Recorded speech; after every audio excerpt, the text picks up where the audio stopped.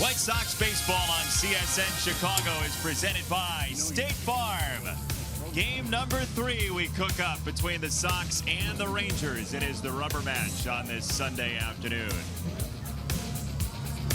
Thanks for joining us once again. Jason Benetti, Steve Stone along with you. And the Texas Rangers got a couple of home runs yesterday. They have 5 in the series. 1 came from Elvis Andrus. Interesting matchup because they're very good friends, Derek Holland and Elvis Andrus. And so what Elvis Andrus said was, the first time up, I'm going to have a hard time keeping a smile off my face. Well, no smiles on an inside fastball. But the second time up, that'll put an end to the friendship.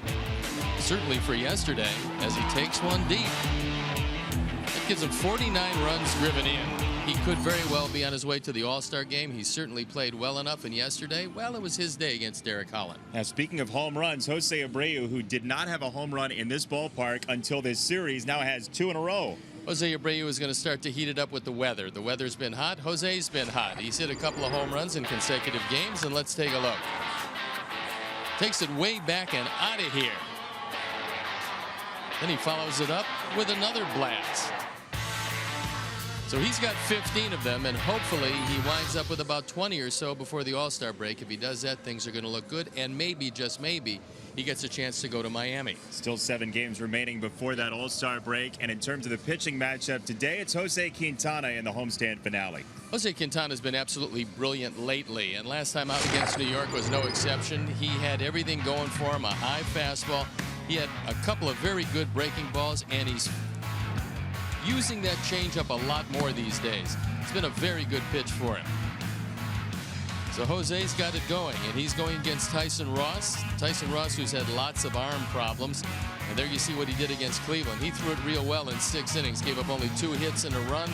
He's got a great slider when he's healthy. Last time out against New York, we told you that Jose was brilliant, but not only that. It goes back a few more starts where he's been awfully good, and hopefully more of the same. His month of June was fantastic. Quintana versus Ross, game number 3 of the series. Sox going for the series win. We'll see if Jose and Todd can go deep in inning number 1 again. First pitch just around the corner.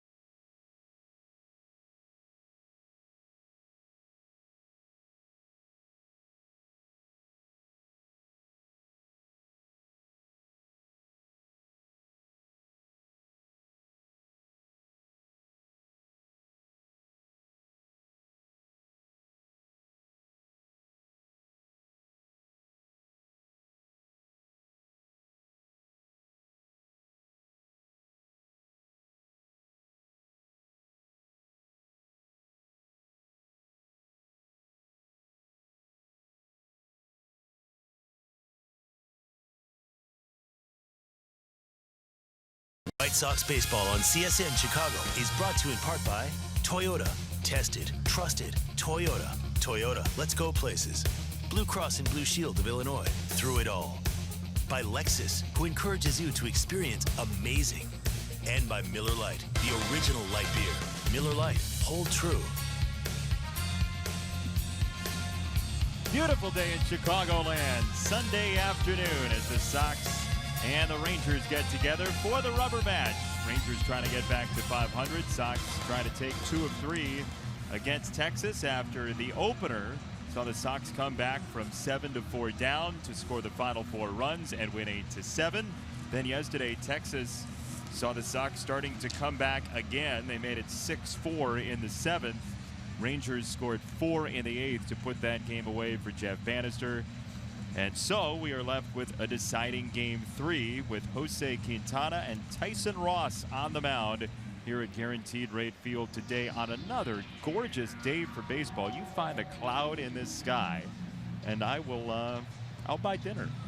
Well, we're going to find a few of them, but it's hopefully later in the day after this one is concluded. And one of the things, and this is just a statistic that has no bearing on the game today, but it does bear bringing to the forefront. The Rangers are playing consecutive day games for the 4th straight weekend. That's not all that unusual. What is unusual is they've won 4 of the last 5, 7 of the last 9 during the afternoon. So they really enjoy playing under the bright sunshine.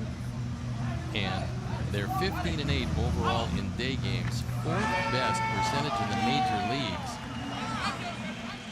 So this for them is very familiar, but they're facing a formidable foe in Jose Quintana, whose June has been as good as anybody's on the mound for the White Sox this year. His ERA is 1.78 for the month of June as we crack July and his first start in this month. Starting lineup for the Rangers once again has DeShields, who's been the table setter, good speed guy at the top, then Chu in the 2 spot. Andrews and Beltre together again. Gomez and Napoli, then Lucroy and Chirinos, both catchers in the lineup. And our first look at Pete Cosmo with a new team again. Let's take a look at the defense and how Ricky Renteria is going to line them up behind Jose Quintana, Melky Cabrera, Adam Engel, and Alan Hansen playing in right field this afternoon with Matt Davidson, Tim Anderson, Yomer Sanchez, and Todd Frazier in the infield. Kevin Smith gets a nod behind the plate, and he's been red hot swinging the bat. Our Lexus Experience amazing starting pitcher is Jose Quintana, who's been amazing in his last 3 starts. He's on for the 17th time, looking for his 5th win. There you look at the numbers. That ERA has dropped since he was at 5.5 just a short time ago. Umpires for the game this afternoon, the finale of the homestand and the finale of this 3-game series. Eric Cooper, by the way, a pitcher's ump, has a fairly big plate behind the plate. Crew chief Gary Cedarstrom's at first, Gabe Morales at second, and Adrian Johnson is at third.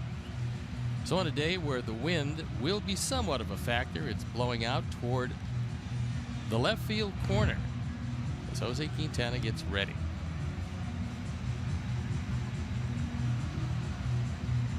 Well, the Sox and Rangers have played some interesting games so far in this series. Texas has led late in both. The Sox furiously came back on Friday night, and yesterday 3 homers propelled Texas to that 10-4 victory. Andrews went deep, Napoli went deep, and Rougned Odor as well for Jeff Bannister, trying to get his team back to the playoffs.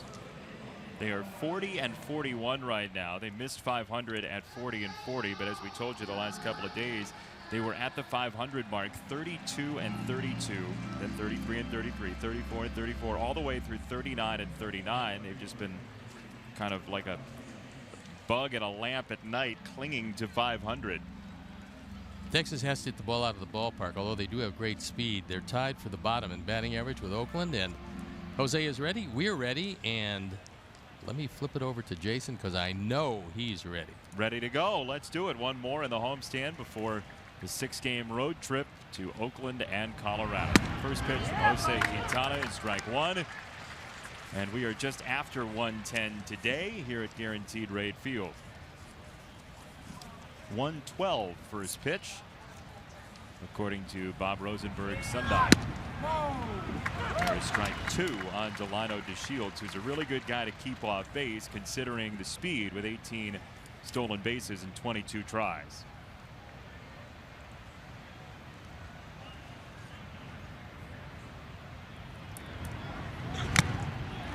That will do it for DeShields. A high fastball does the trick, and 1 down.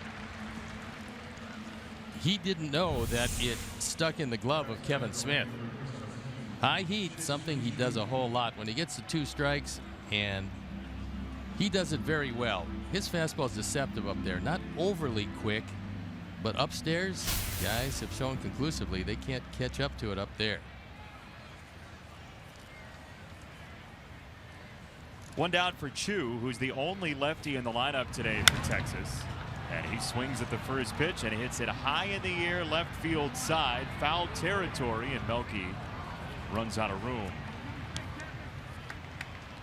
You mentioned the changeup for Jose Quintana and how improved it's been, especially in this month. The slugging percentage against his changeup this month has been below 200 after getting tagged on it for the first few months of the season. And there's a couple of stages that go with that. The first thing is you have to feel good about the changeup, because then you'll throw it more. As you feel good about it and throw it more, it becomes more effective, and lately it's been very effective.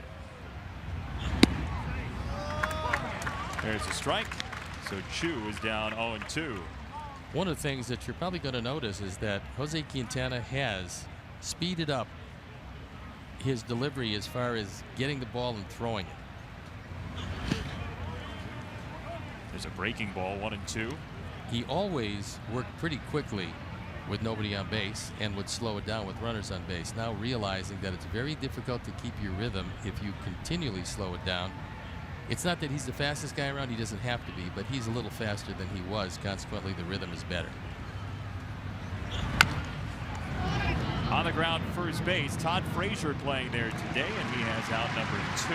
So we're talking about the changeup from Jose Quintana and how it's looked. This is the changeup location in April and May. Take a look at just inside to right-handers, the elevation on that pitch. And then we'll take a look at June's and the location of the changeup. He's hit his spot much more down with the changeup. It's less elevated this month, and that usually is good news. Yeah, that's the case. You want to keep it down and away to the right-hand hitters. And if he keeps it there, their best bolt usually is a little ground ball in the infield somewhere.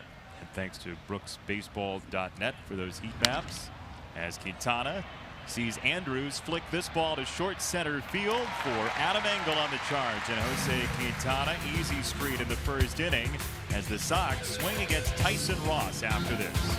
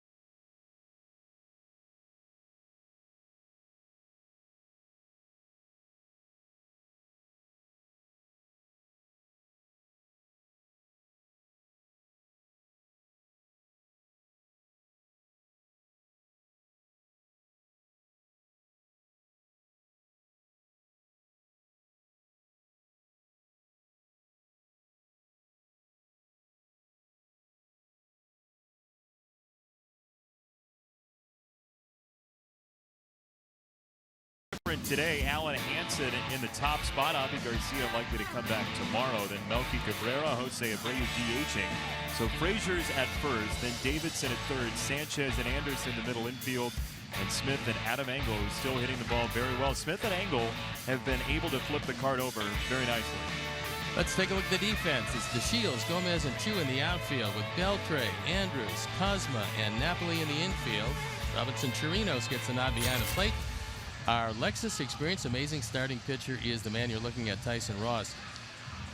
Normally, he believes his changeup is by far his best pitch, and because of that, he really lives with it. And on days when the slider is really good, on those days, he can be very tough.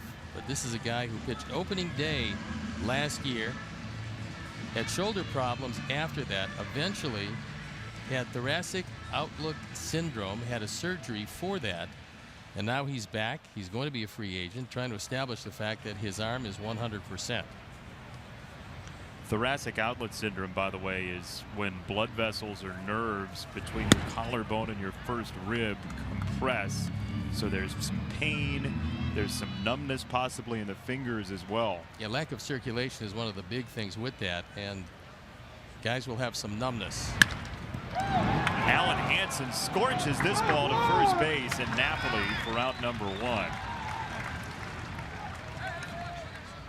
Allen's been scalding the baseball, and there was an example of it. Mike Napoli, well off the line, makes a great play. This is a one-hop rocket, and fortunately for him, this ball actually carried far enough to hit off the dirt, so he got a truer hop than he would have gotten if it skidded off the grass. But Napoli nonetheless handled it himself. So 1 down, and here is Melky Cabrera. Tyson Ross in start number 4 of the year for him in the majors after having some back trouble while coming back from that thoracic outlet syndrome. Started the season on the 60-day DL. The back spasms happened in April on the rehab trail, and the 30-year-old now back for Texas. His best year by far, 2014. And in 2014, he was pitching for San Diego. Granted, very good park to pitch in. But 13 and 14, what tells the story, is a 281 earned run average in 31 starts. He was knocking at the door at 200 innings, 195 plus.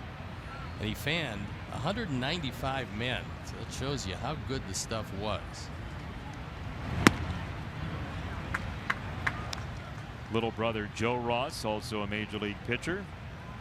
Great story for when Joe made his major league debut. Tyson was pitching at the time, of course, and he was allowed to take a day off as that ball's hit well by Melky Cabrera, deep left center field. Gomez cannot get there. He thought he was gonna, but he didn't. Melky, you may go home. Melky was holding up. Melky just stood there about 20 feet from second base. Then he shoves Beltre out of the way as he's around third. He tells him, get out of my way. This is taking long enough. Let me get around the bases. I want to get number 9 recorded. Ford home run replay. This looked like a breaking ball down. Melky thinks he got most of it. But we told you about the wind blowing toward left center field in the left field corner. Gomez goes up. He can't quite judge it well enough, and it hits the top of the wall. Melky stops. He's wondering, and then he takes off. Now, we'll take a look at Melky here as Melky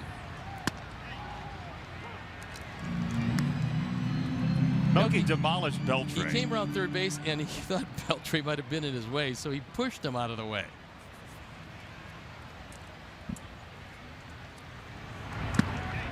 And there is a strike called 0-2. Here's a look. Get out of here, you 38-year-old. He has a lot of fun playing this game. There's no doubt about that. Playing the role of Elvis Andrews today will be Melky Cabrera as Cosma makes the catch for out number 2. And here are our picks to click. Today, it's getting closer. Cruz up by 2 on you, and then 2 is the deficit for me and you. Hansen is where I'll go. You go with Sanchez. Cruz is going to be the clubhouse leader here halfway, but I don't know that they have it. I don't know that they have it this year. I believe that the Crew picks after one of the first three have hit and then takes whoever got a hit. In this case, it was Melky. Ball outside, and with the home run from Melky, another generous donation from the Alex Nellius family in loving memory of Ursula.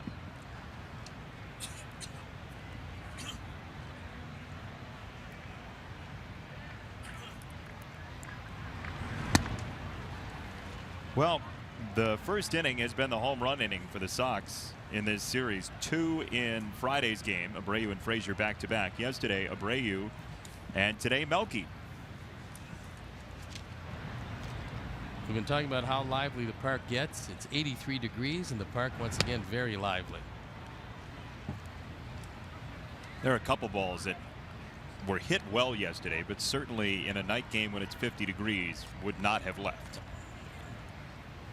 Yeah, up until this homestand. A few of the home runs, by the way, there have been a couple that hit the top of the fence before going out. Those are catchable if you can get back there and judge it in time. We see why this has and still is one of the best home run ballparks in the major leagues, because of all fields, the ball just flies out as soon as it gets to be anywhere from 78 or up. That ball struck well, but not well enough by Frazier to left center field and Gomez to retire the side. But the Sox have taken the lead. Melky Cabrera into the jet stream. 1-0 Sox, and yo, Adrian, get out of the way.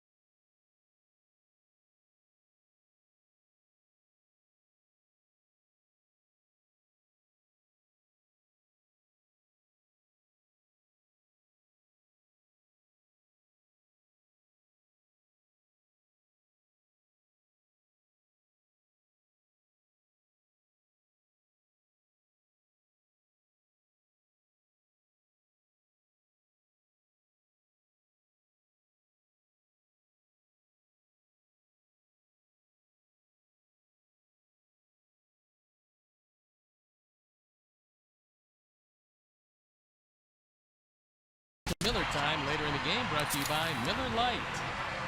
And while we have the opportunity, we let you know that White Sox baseball on CSN Chicago is presented by State Farm. And we welcome all our viewers in the Fort Wayne area watching on Frontier Communications from the Summit City in lovely Fort Wayne. They love the Tin Caps down there, the Padres A-ball affiliate. You probably remember Fort Wayne Pistons. Of the CBA? Of some BA. Sure exactly where, but I remember George Yardley, and I thought it was interesting that he had no hair, I think, from birth. Sometimes when I say a city and you go a direction, Well, I mean, it's true. There are nouns in that sentence, but I don't know what any of them meant. Just remember George Yardley. I will, forever, now. So here's Adrian Beltre, who made a better door than a window for Melky Cabrera on his home run.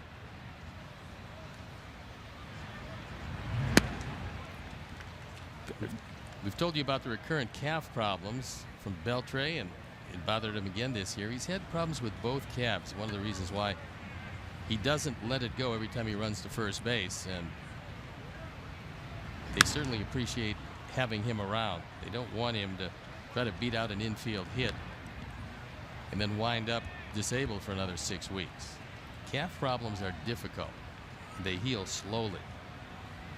Well, if they're going to charge hard in the wild card, which is really what's in their sights right now, considering the lead in the division over the Rangers for Houston is 14.5. If they're going to charge hard, Beltre is almost assuredly going to have to be healthy. As there is strike 3 from Jose Quintana, and we see the breaking ball, which he went away from for a while and now has come back to.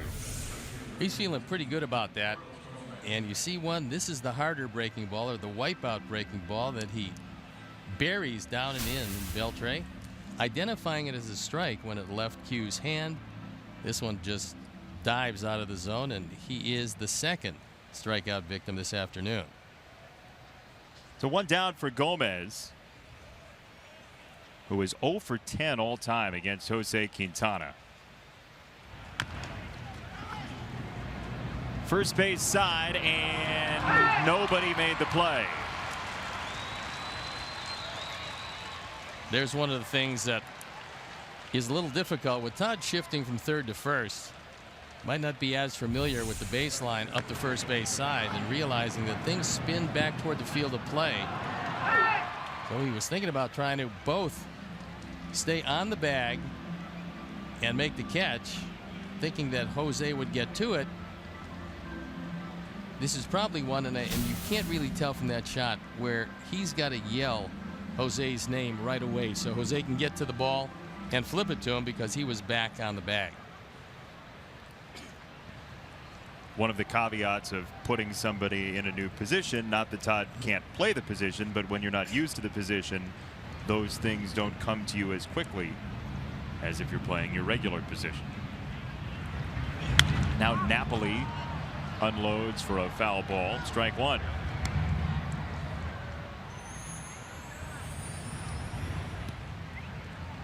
Mike Napoli with the batting average, as you saw, under 200. He does have 15 home runs, including the one yesterday that just flew and flew. At that point, the wind had really picked up.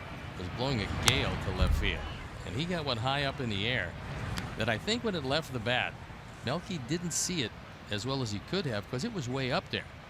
Then Melky take a look. I thought he had a play, and he started to drift back, and all of a sudden, by the time that one actually was out of the ballpark, it was gone by about 30 feet.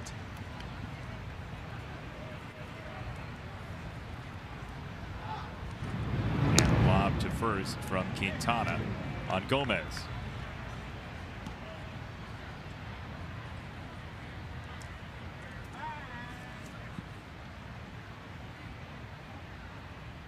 So 2 strikes on Napoli. Lucroy on deck, and Quintana throws over to first. We were talking about his curveball. The game against Boston at the end of May, Quintana got hit pretty hard on his curveball, slugging percentage of 2,000. So as you see, he went away from it in that next start and minimized usage in 2 of the next 3 starts as compared to where he had been. That has started to build up one more time, and we saw that last start about 34%. Well, everybody knows that if you happen to possess a curveball, it's best to throw it. But nobody says you have to throw each and every one the same speed, because if you do that, then you have to have pinpoint location. If you change the speeds on your curveball, you can miss with your location and still get the hitter out. Well, the numbers we showed you, it's a very human thing, right? You give up a bunch of hits or a couple of extra base hits on one pitch. That's reinforcement you'd rather not have keep coming. I mean, you try to make adjustments with it, but when they're hitting everything, you go to something else. And Jose does have a cutter and a straight change, and along with the resurgence of the curveball has been the straight change coming into play, and that's been a wonderful pitch for him.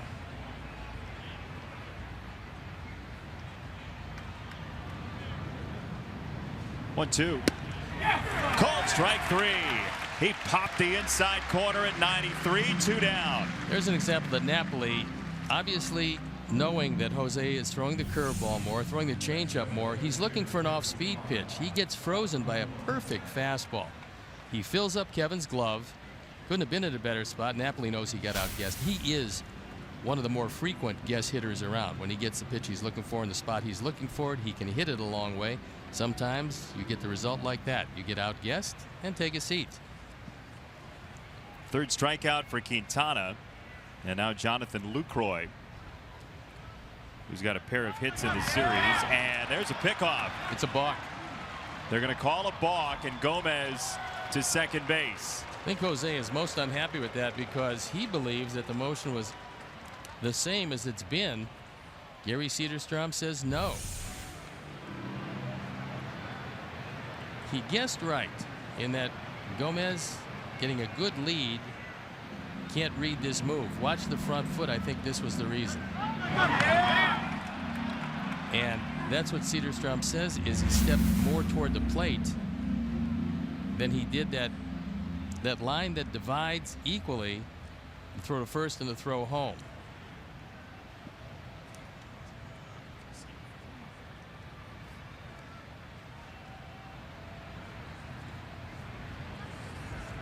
So now Lucroy with a runner at second. And a breaking ball outside.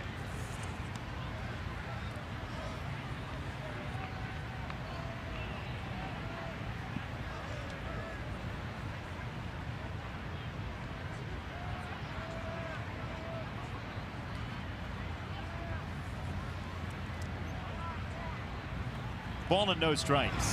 And that's low, 2-0. We're going to take an angle for you and slow it down and show you what was called, and you can see why Jose might have been unhappy. There's a lot of guys do the same thing.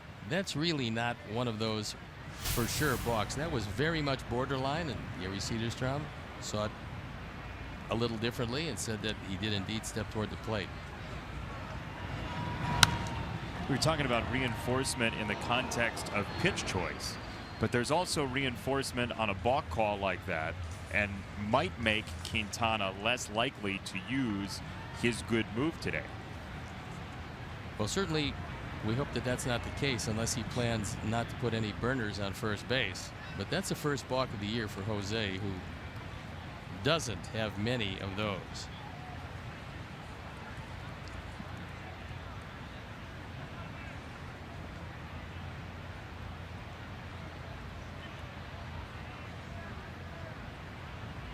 It's just the 5th of his career. It's a ball inside, so 3-1 on Lucroy. Quintana, coming into this season, had 1 balk since 2013. Yeah. That was it, and again, that was borderline. That wasn't one of those where you see it and you automatically say that's a balk. He lays in a strike at 77, 3-2 on Lucroy. And the soft breaking ball showed you that with first base open, he doesn't really care if he's going to walk him, although you have a home run hitter up next in Robinson Chirinos.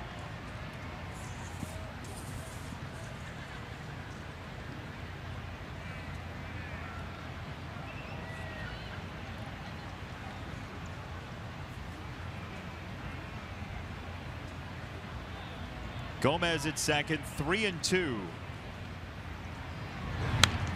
Fouled away. With Chirinos starting to hit the ball out of the ballpark, and he has 12 home runs, and he has them in 108 at-bats. Lucroy has had over double the at-bats, 224. He's only hit 4 home runs.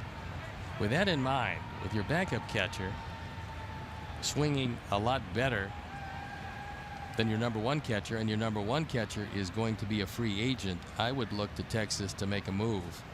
And the move would be centered around Lucroy, who's got some value and is going to be a free agent. Another foul ball, right side. Well, Lucroy has the better average, but Chirinos has the better on-base percentage, and the slugging percentage is strikingly taller for Chirinos. Chirinos also has the stronger arm of the two. Lucroy DHing today. Chirinos, the catcher, really forced his way into the lineup. Robinson Chirinos.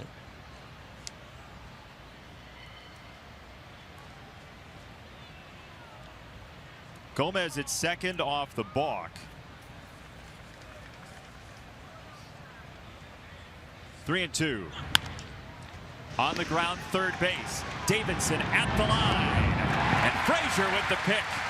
Inning over. 1-0 Sox. Quintana gets out of it thanks to some help from third.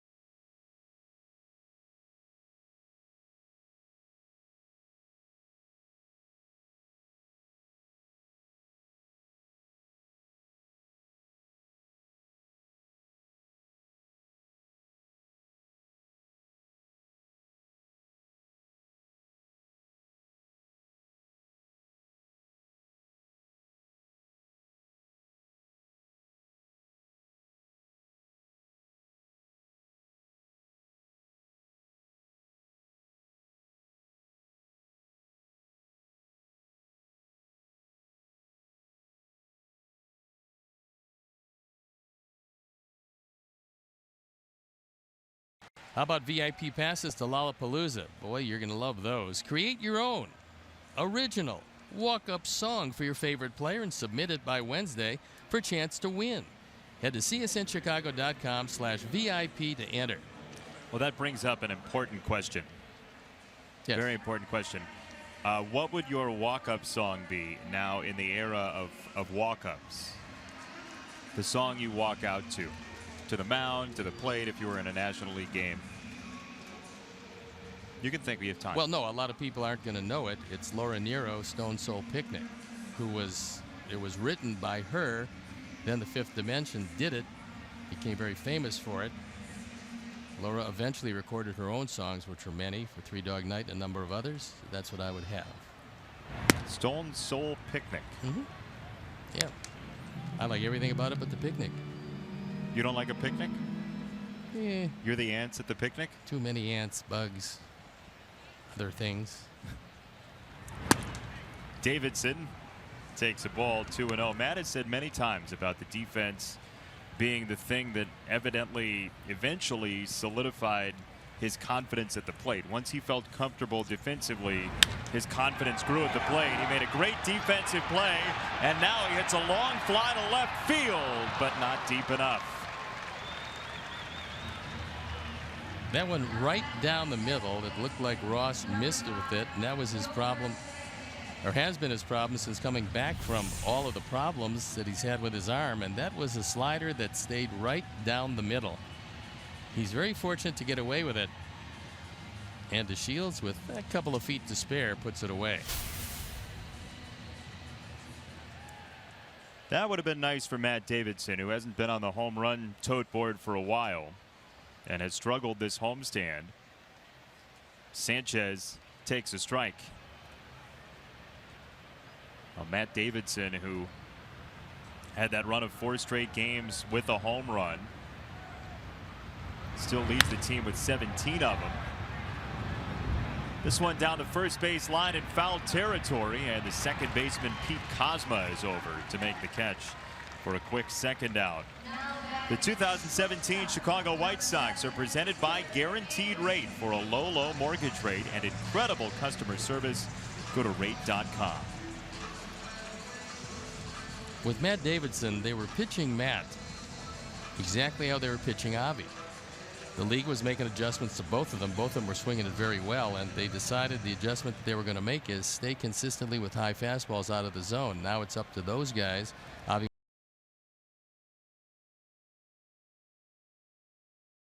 parachutes this ball into right field, and it's a 2-out single. Not the sturdiest contact of Tim's career, but it gets the job done. This is a good combination to run against, and we'll see what Ricky Renteria has in mind. That is another slider. Tim catches it off the end of the bat, easing it over the head of Pete Kozma, who is an excellent defender at second base. Kozma's problems have been with the bat, but no problems at all with the glove. Now Kevin Smith, whose batting average has soared to .288. 4 for 5 in this series, a 3-hit game in the opener, then the pinch hit yesterday to drive in a couple.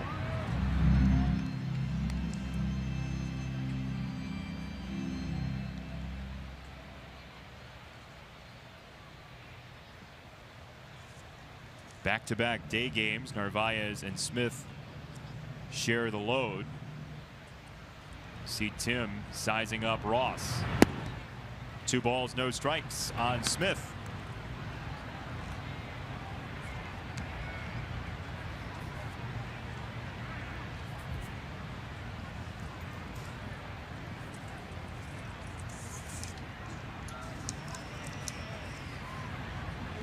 Sox lead on the Melky Cabrera homer as batter number 2 in the first inning. That is wide of third and foul. Nick Capra decides that discretion is the better part of valor there. Can't blame him. That's the sign for I'm not catching it. Heading to Oakland after the game, you don't want to do it with broken fingers. Plus, I mean, he's a native of Denver, so he's going home. You want to make sure that you have your full complement of digits. This is a good time to run. 2-1 pitch. If you're anticipating the slider, Ross throws a bunch of them. Smith fouls it away, 2-2.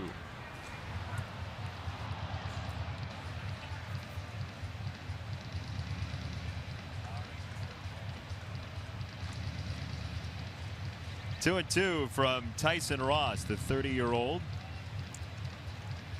formerly of the Oakland Athletics, San Diego Padres.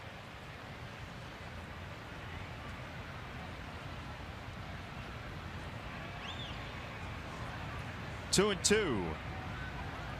Anderson gets a throw.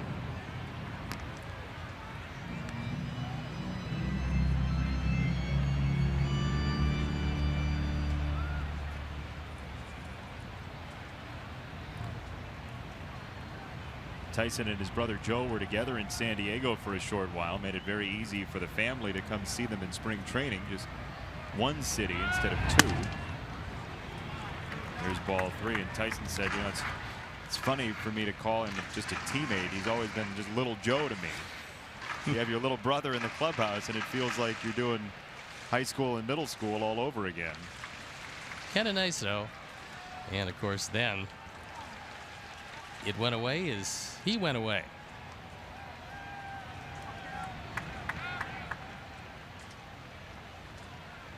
Three balls, 2 strikes. Anderson runs. The pitch hits Smith, and 2 are on with 2 out. Another slider that he lost control of. That's the best way to keep your walk total down. What are you suggesting? He gets hit with the slider. Well, there have been, not on 3 and 2, but there have been some pitchers. There was one who played for a ball club where you were fine on 3 and 0 if you threw a good pitch, and the pitcher wanted to keep his walk totals down, so instead of throwing a good pitch, you just hit the man. Goes to first base with a batsman. You don't walk him, and you don't throw a bad pitch, and you can't get fined. You're not going to share the name of that person? Well, he wouldn't mind. He became my pitching coach here, Stan Williams. Is that right? Stan Williams. He could throw really hard, and he had enormously strong hands. He would sneak behind Louis Tiant and squeeze his head till Louis would drop to his knees and pass out.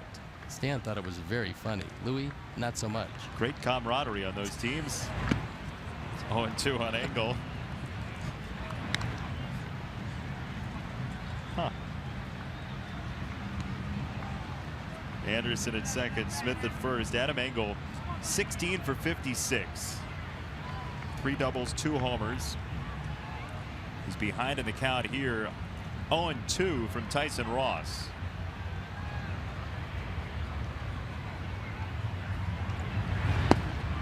Slider, 1-2.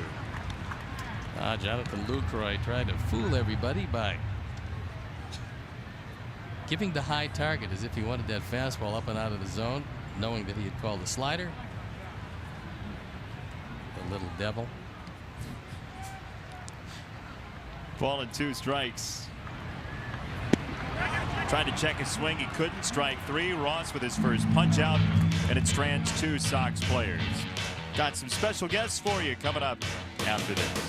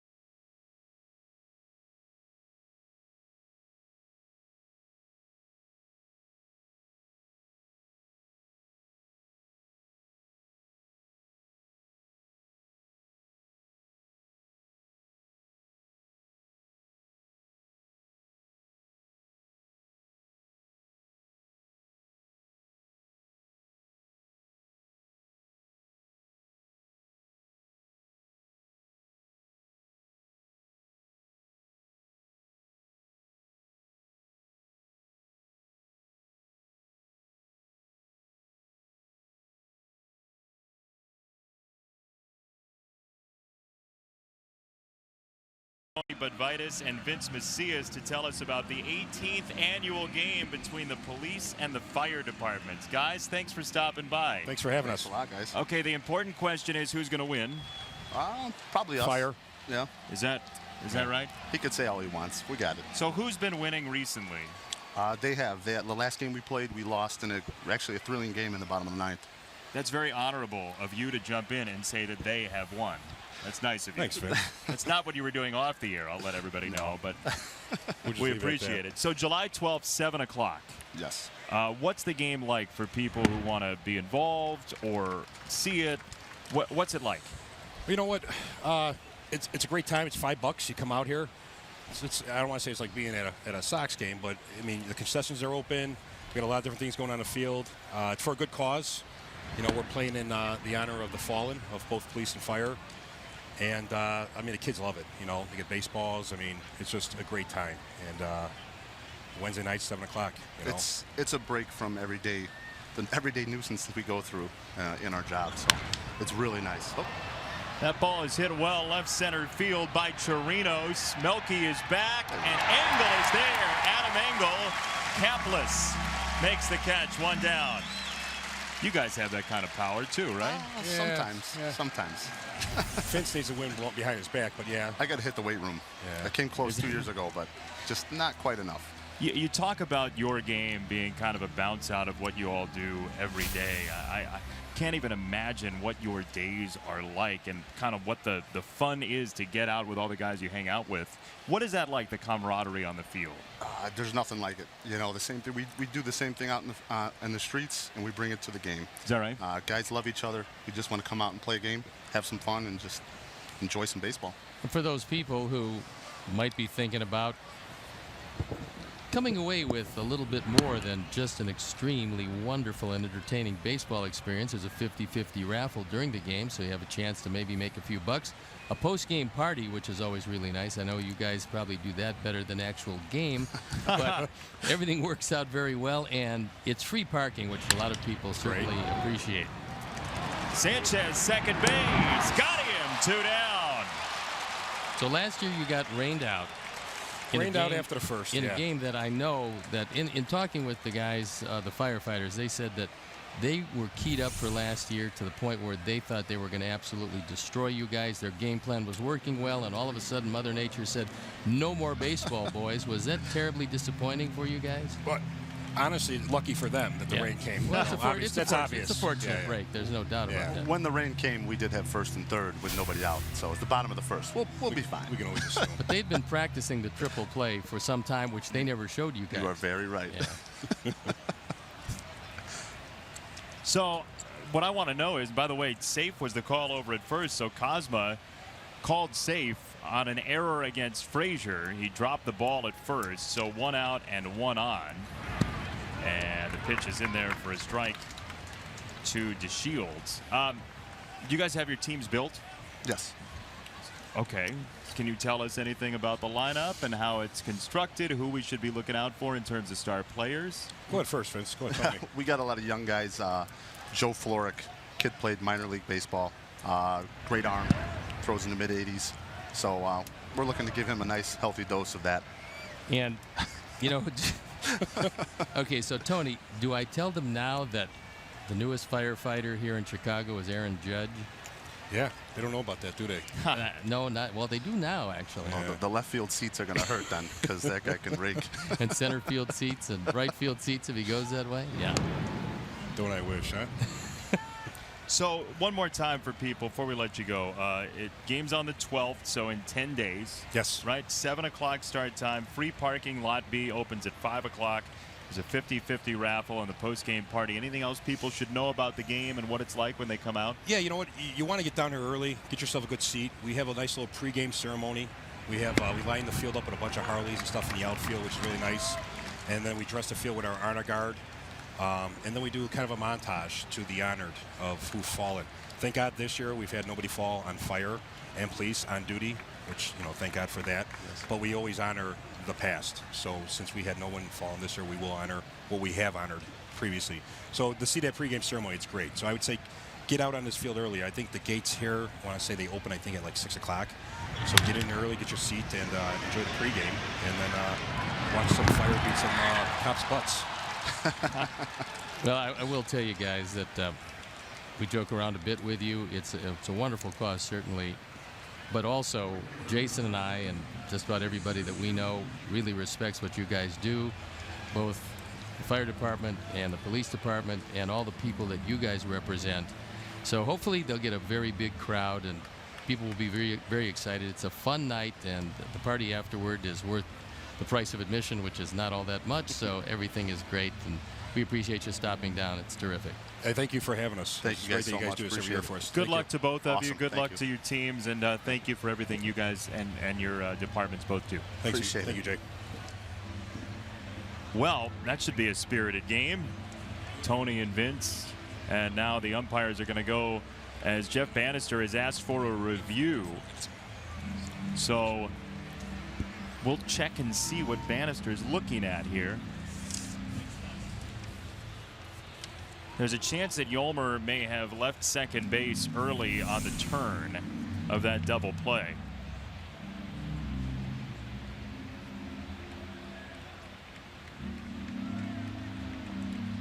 Yeah, maybe.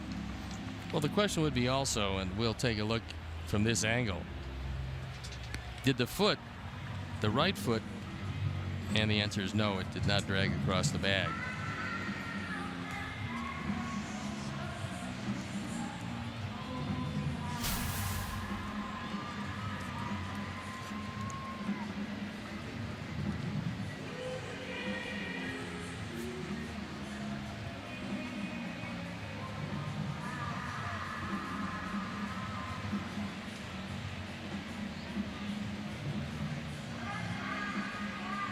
Well, This will be a big call. It's either 1 on, 2 out, or 2 on, 1 out. By the letter of the law, I think he left early, Steve. Yeah, he had the foot on the bag, and then to make the throw, he straddled the bag, and could very well be that he did. And he is safe.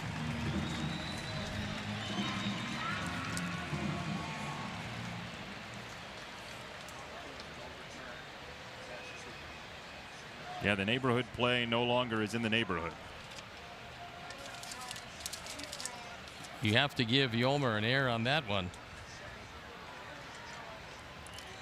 So it's fielder's choice E4.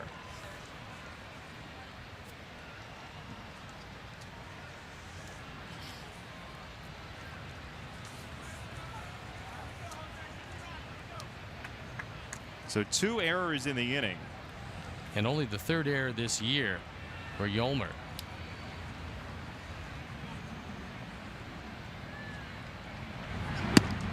And that one's inside to Chu, ball number 1.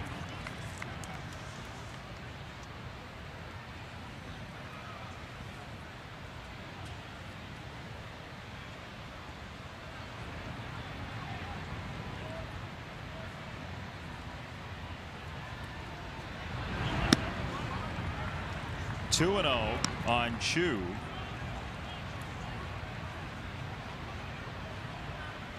So all 3 base runners so far in the game for Texas have come on plays that on average would have been made.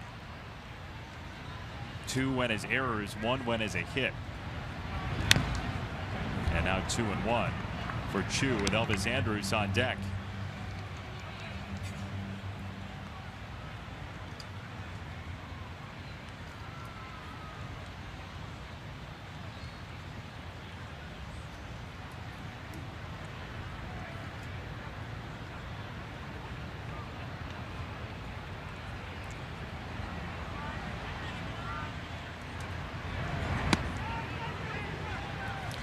Three and 1 for Chu. And Quintana trying to figure out how to wind his way out of this trouble here in the 3rd that has not been self-created. No ball has really been hit well that's created a runner. The best hit ball was the Chirinos ball. That's the only out.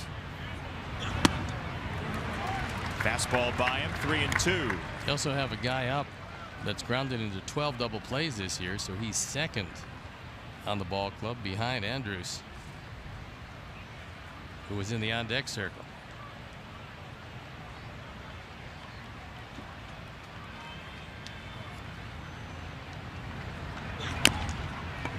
That's fouled off at Chu. So still 3 balls and 2 strikes.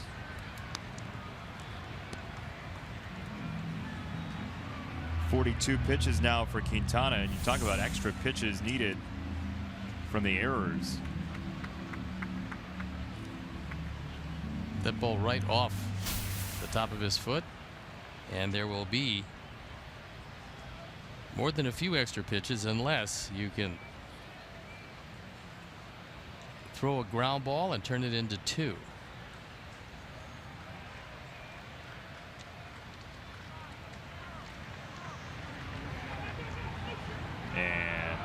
Kozma got a little too far off the bag. Then he went scrambling back. There was nobody there to take a throw, so he was fine. There was some worry. He looked like he was getting ready to take off. He got a very big lead and a good secondary lead. 3-2. Left side, Anderson, and no play. Well, he's going to learn, and you know, it's one of those plays where it was slicing away from him. The only play he really had was to 3rd base. And instead of going to your right and then taking a look at 2nd, especially if you know who's on 1st base, it was DeShields, who's got great speed at 1st. He's got a huge lead. There was no play at 2nd base. And when you don't look at 3rd to start with, it's a problem. You just have to know the speed of your base runner. DeShields could be in a flat-out race, the fastest guy on his team.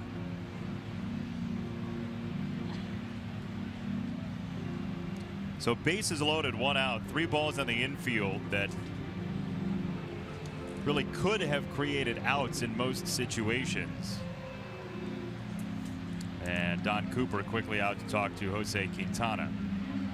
DeWalt, the official tools of the Chicago White Sox. DeWalt, guaranteed tough, offering total job site solutions. Well, this has been a ball of yarn that somebody has stepped on and taken through the house for a while. It's been a very tough inning, despite the fact that Jose's made very good pitches. Nobody's really hit the ball too hard, but he finds himself with the bases full of Rangers and only 1 out.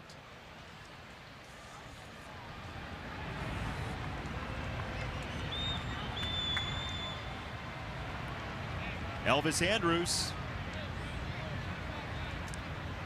Very good speed.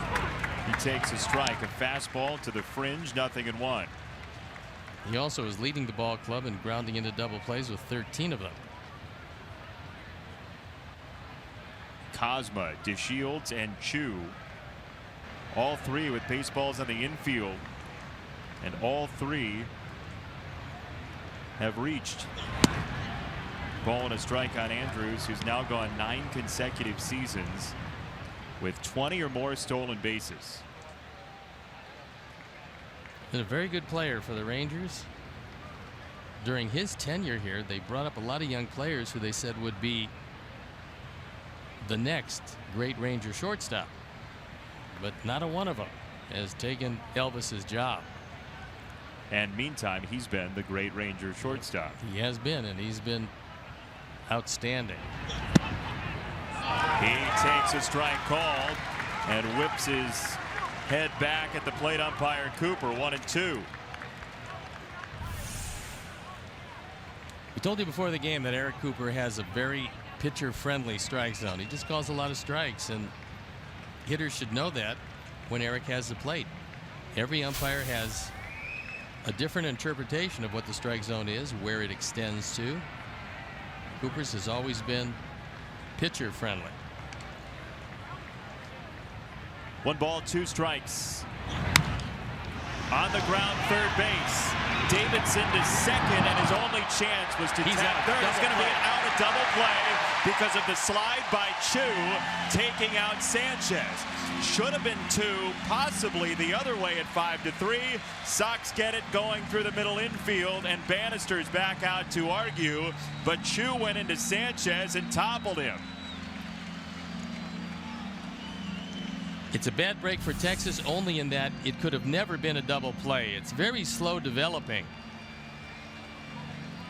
And right there, he stuck the leg out. He stuck the leg out. You have to slide straight at the bag. You stick the leg out, and you're going to have that call made against you all the time.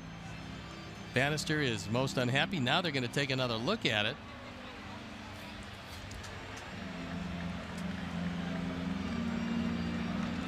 The question is, remember this happened in Baltimore last year. Was there an opportunity at a double play? There's a chance that if they believed that the runner was going to be safe regardless, there was no opportunity at a double play, and so they could wipe away the out call that the Sox got at first base. That is part of the calculus here. Yeah, and if you took a look, there was no way with Andrus running that they could have turned the double play. Which is a discretionary call, even if the slide is as malicious as possible. If there's no opportunity to turn 2, and we'll see where the runner was, Elvis Andrus. I think there's a very good chance that Bannister would be arguing, not necessarily. Look, if you want to say that that call, that slide shouldn't have happened the way it did, then you have to look and see, was there a chance at 2? It didn't appear with the naked eye in real time like they had any chance to get Andrus at first base.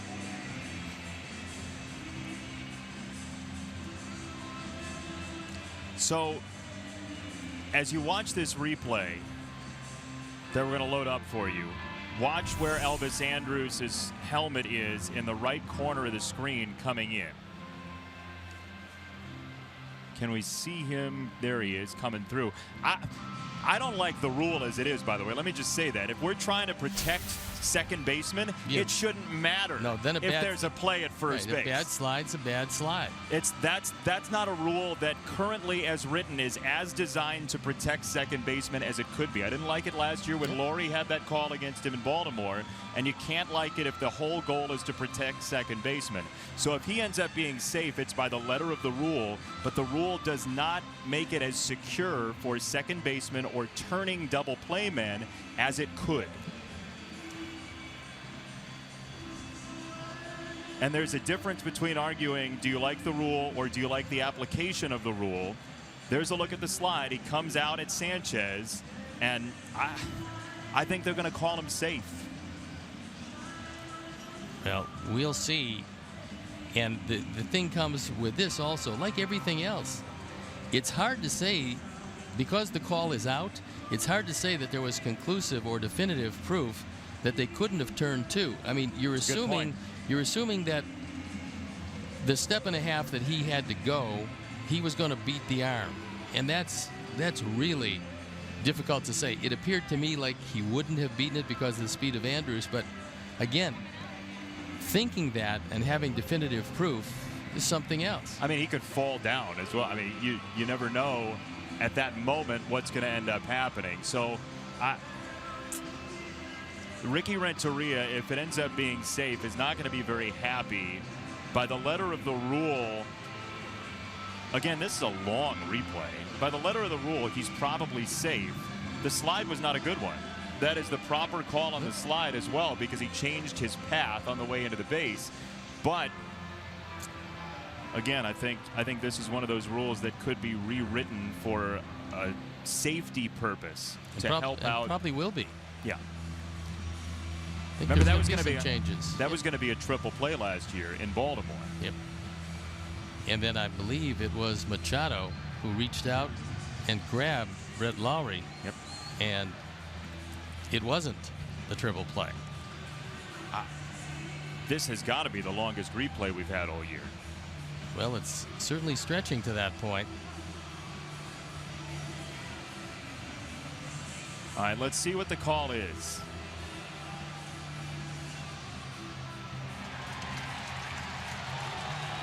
Yep, that's the call, and it's the right call by the letter of the law. It's a 1-1 game, and Ricky Renteria is not going to be happy with it, but by the rule as written, that's the right call. Again, if we're going to say we're protecting infielders, we're not doing it as far as we can based on the rule as it's currently written.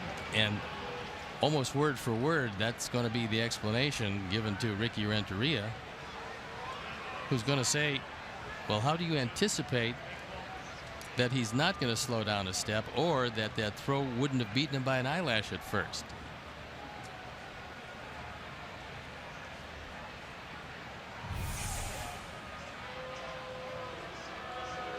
If we don't want people to slide like that, it doesn't matter what happens elsewhere on the field. That's the one sentence reason why that rule should be rewritten. There's no incentive package for that person not to slide like that then. Not if you have a pretty good runner heading up the first base line. But we soldier on. And that's it. And that's not to say there's any intent by the rule writers to not protect those infielders. You can just go a little bit farther with the way the rule's manufactured to help protect even more. I think it's probably going to be a run batted in for Andrus. It would have to be, and that would give him 50. And more importantly, would tie the game at 1, and it does.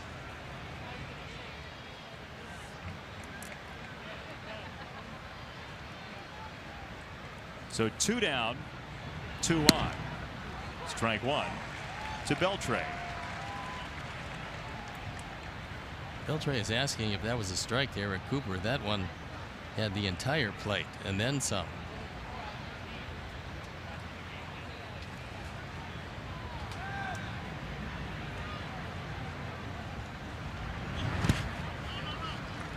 in the dirt. 1 ball, 1 strike. And Jose Quintana very quickly has become Nero here with everything around him up in smoke with a couple of errors and odd replay situation. Yeah, this is one of those innings where if nothing else happens, there could have been 5 outs in the inning.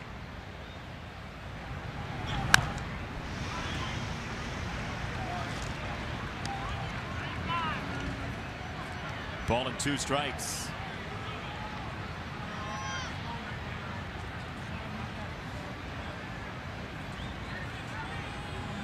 Well, we pretty much had it all in this inning.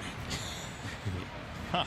A really unusual one that has seen the hardest hit ball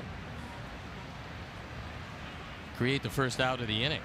And the only uncontested out in the inning as Quintana goes back to first after a balk call in the 2nd inning.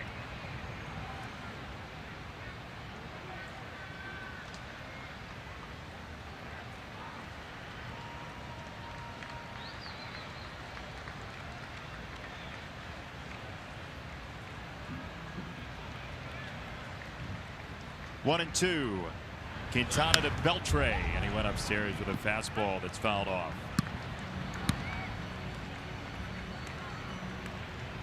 That high fastball out of the zone.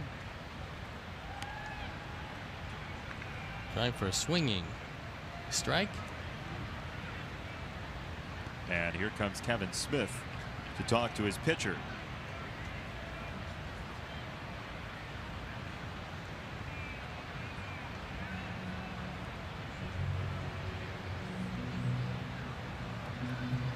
Fly out error, error infield single, reviewed fielder's choice RBI. It's got to be the first inning of its kind. Hopefully the last. Beltre lays off. 2 balls, 2 strikes. You're not enthused about infield hits and reviews? No, it's really going to force Jose to make a lot more pitches than he should have. But you get out with 1 run, consider yourself very fortunate. 3 balls, 2 strikes on Beltre. This is the place to be. Don't take your electronics there, but the rain room on a hot day is a wonderful place to go.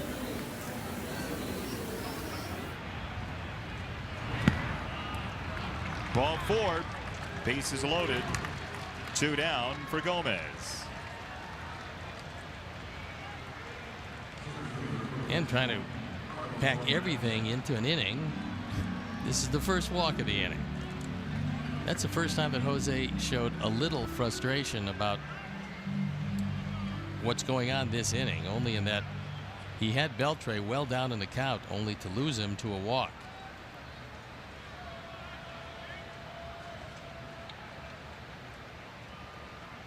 Seems as though life is trying to divert Jose Quintana's attention from his job at most turns this season as that ball is hit to center field and Adam Engel finishes the 3rd. We thought the 3rd was over. It wasn't. Now it is. 1-1 bottom 3 innings.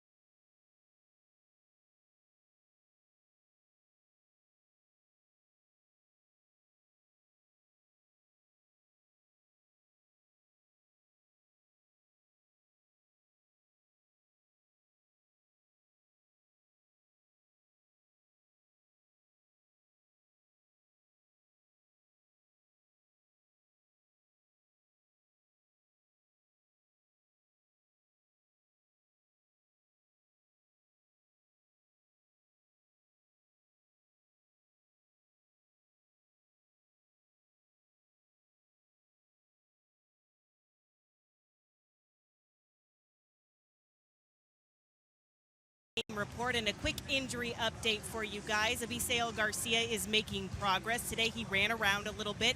He also hit in the cages. He told me he's feeling much better and that the swelling in his left knee has subsided. The goal is for him to be available tomorrow. And Tyler Saladino won't be joining the team for their trip to Oakland. Instead, he is going to join AAA Charlotte and begin his rehab assignment there. So Steve, Jason, good news for both guys. That is good news, Sierra. Thank you for the update, as the Sox have played a wild third inning so far with a run across for Texas.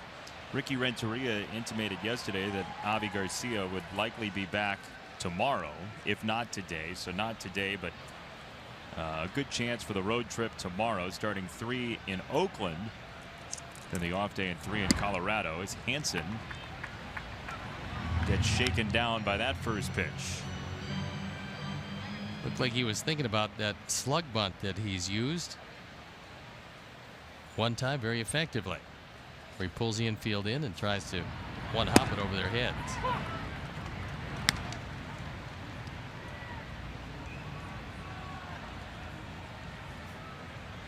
Alan Hansen over from the Pirates organization, acclaimed by the Sox about a month ago now. It's a pretty good breaking ball from Ross, 1-2. One of the better sliders he's thrown.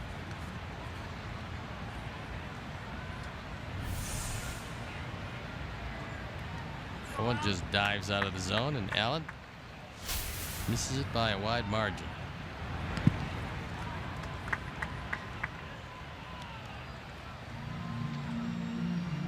Alan Hansen 11 for 37 with the Sox so far. A team that's batting now .260 as a group. That's 11th in Major League Baseball, and the Sox for the last month and a half have been one of the top batting average teams in the league.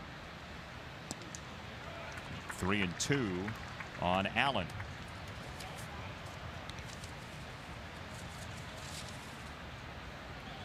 Cole Hamels, though, put the offense on ice yesterday, 19 straight as he left the game. Ball 4, nice work by Alan Hansen to get his speed on first, and Melky will come up. Sox fans, join us as the Sox take on the Mariners Saturday, July 15th at 6:10 p.m. First 20,000 fans get a White Sox cap presented by the Private Bank. Buy your tickets today by visiting whitesox.com or calling 866-SOX-GAME. The ball game yesterday afternoon, Cabrera doubled. Abreu hit a 2-run homer, and that was all it was for the hits. Then he hit Frazier. Cole Hamels hit Frazier and then didn't allow another base run.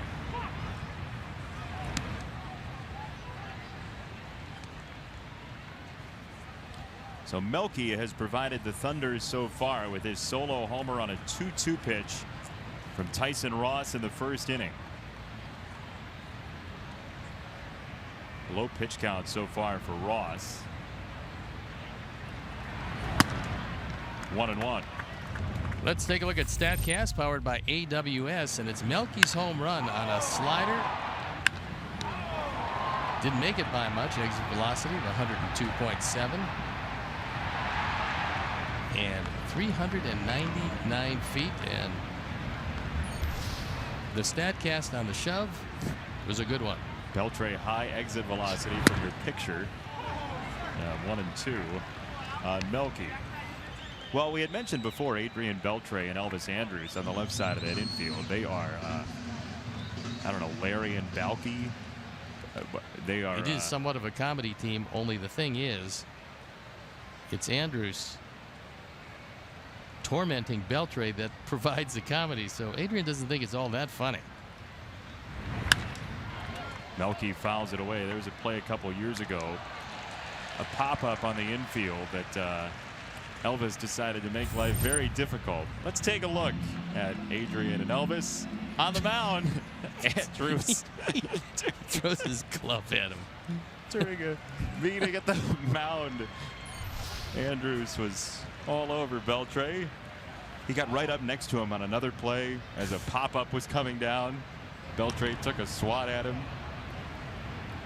Pretty funny. They have a really good time, but again, the good time is had by Elvis, who torments the future Hall of Famer Adrian Beltre. It's not going to take him too long to get in, but the numbers he's going to have when he finally does call it a day.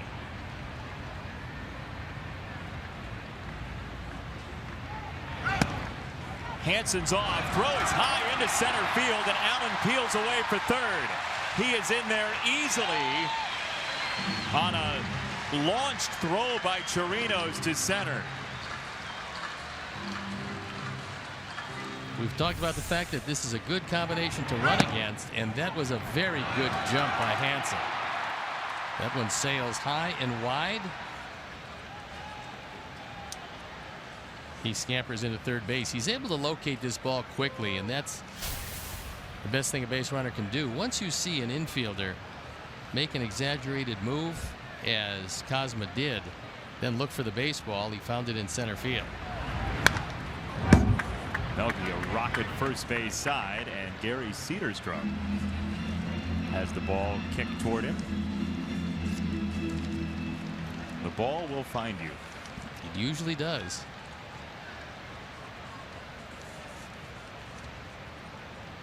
This is fish in a barrel normally for Melky. Runner at third, nobody out. Infield back, conceding the run.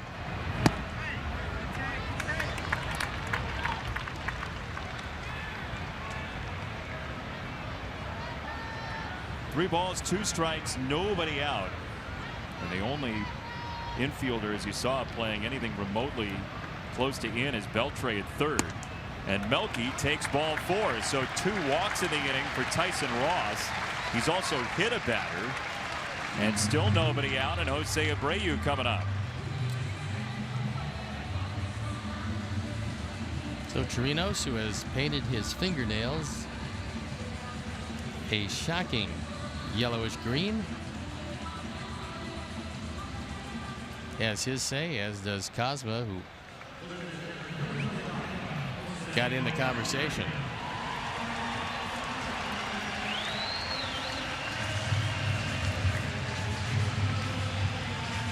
First and third for Jose.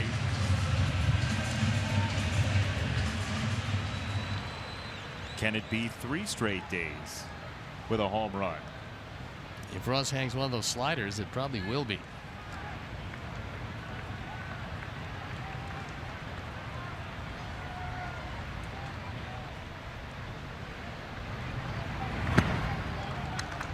Down low and a fastball, 1-0.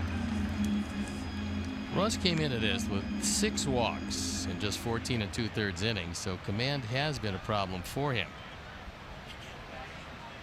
And with a couple of walks and hitting Kevin Smith, command has not been great here this afternoon. 2 good starts, 1 start. The middle one was not very good. 7 earned runs. That ball was up, and Abreu swats it foul. 1-1. Here's what Ross has been throwing so far this year. It's been mostly slider, fastball, and a little bit of changeup. Yeah, he's a slider guy. It's always been his out pitch. His fastball used to be substantially harder, although we've seen 94 today, but he's not going to be able to stay up there. He used to be able to get up higher than that and pretty much stay there the entire performance. Abreu to right field, slicing toward the line and down. Hansen scores. Melky stops at third. Jose's on his way to second, an RBI double, and it's 2-1.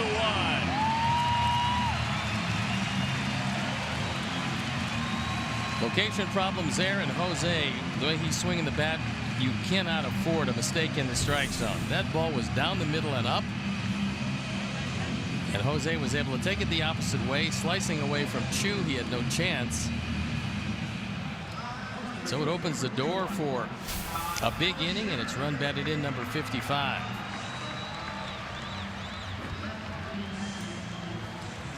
Alan Hansen started it with his walk and stolen base, creating the error. He scores. Melky to third. And Todd Frazier with a chance, and at the very least, a productive out for another run. look out.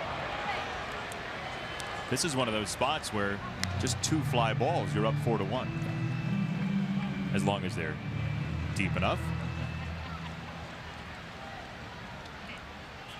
Well, the outfield is very deep all the way around. They're very deep and straight away.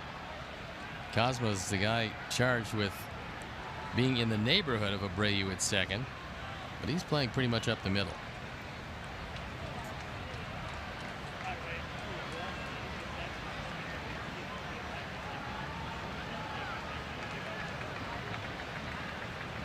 One ball, no strikes on Frazier.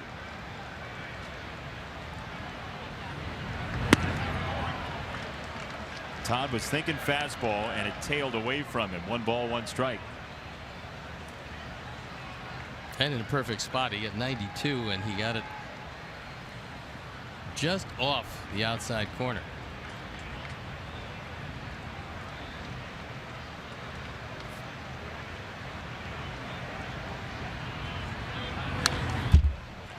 Similar spot, 1 and 2. He liked the last pitch so much that he went back there again. This time Todd just getting a piece.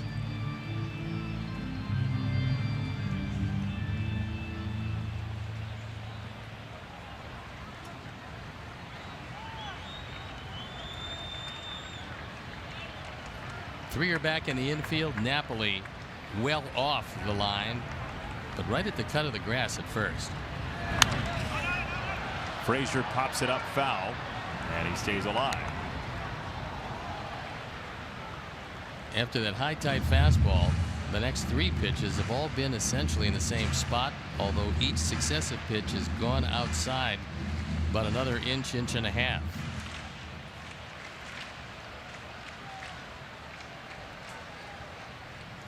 Todd wanting to drive in at the very least his 40th run of the year. In the dirt, 2 balls, 2 strikes. A nice stop by Chirinos. This is already a long inning for Tyson Ross. Over 20 pitches here in the 3rd and still nobody out.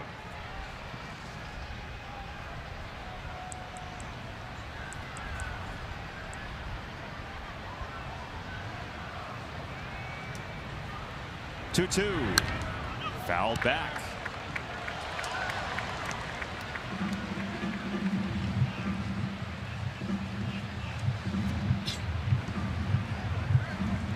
Go slider here.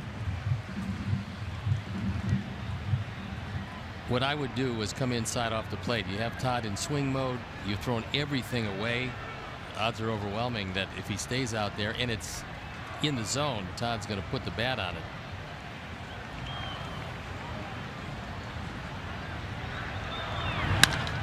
He left it over the plate and Frazier makes him pay. Melky scores 3-1. Chirinos wanted that ball inside, and Ross, who's had command issues, did not get it there. Todd does indeed drive home run number 40. There it is. It's right down the middle instead of inside. And you got runners at the corner. Still nobody out.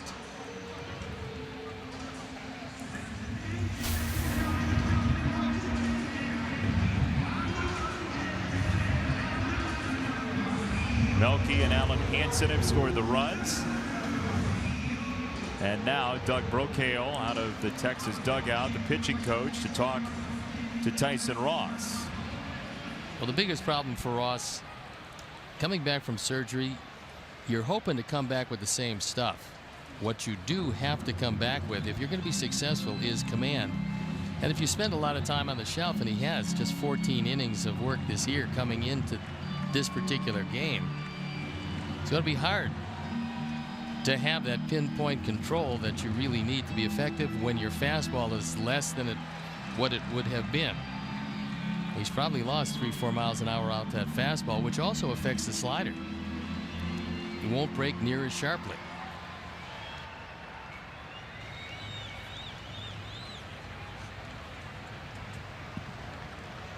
So it's up to Matt Davidson, who got a hanging breaking ball last time and took it to the warning track. Davidson crushes this ball to right field. Chu is back at the warning track, and he makes the catch. Abreu tags. He comes home 4-1 as Davidson squared that one up pretty good. Couldn't get it out, but he does get an RBI. Chu makes a good play because he's got to keep his concentration. This is a fastball. It's down. Matt goes down and gets it. Hits it a long way. Almost takes it out of the ballpark. And Chu drifting with it. He measures it all the way, but he's getting closer to the wall with each step. He puts it away, but a sacrifice fly and RBI number 39. And the run parade continues. Beautiful day for a parade. I love a parade. Sanchez now. A swing and a miss. 0-1. Great parades in Ohio, I've heard, where you grew up. We were known for them. You were? Yeah. Yep. It was really good. Best part of an Ohio parade is what? It's very short. It takes about 45 seconds. It's a check swing on a ball low. He didn't go. 1-1 on Sanchez. Never a big parade, but we were spunky. You were the short attention span people before the internet and Twitter and all Yeah, that. it's pretty much, yeah. The AD&D parade is usually what happened. Don't even give the drum major a baton. Takes too much time to twirl. Time. No twirling today. Throw to first on Frazier, who is sneaky quick on the base path.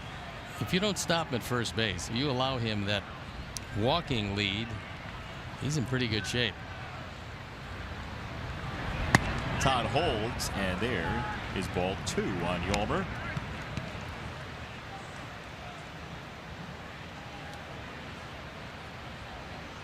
Rangers bullpen is now up and going very early today. Frieri, who we saw loosening up consistently in the ball game yesterday, throwing again. And with this one, unlike yesterday, he's got a good chance to get into. We also saw him, I think he took a few warm-up pitches in the opener of this series. Might have been up a couple of times in that one. Pitching coaches and bullpen coaches keep track of how many times you get up, how long you warmed up, and because sometimes a guy needs a day and hasn't pitched in a ball game. That's not close, and it's the 3rd walk of the inning for Tyson Ross.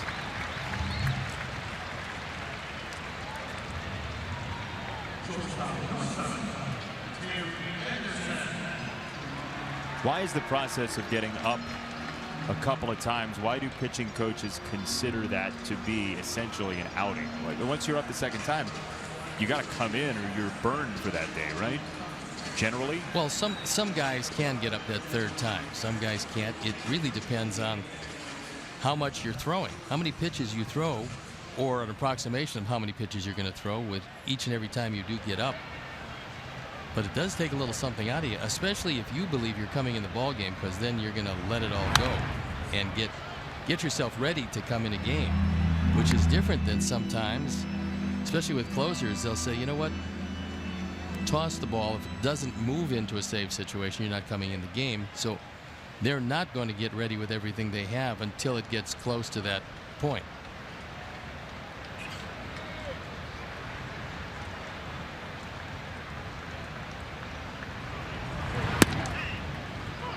Called a strike on the corner. 0-2. Tim Anderson, first pitch he saw, 2nd inning. Poked a single to right.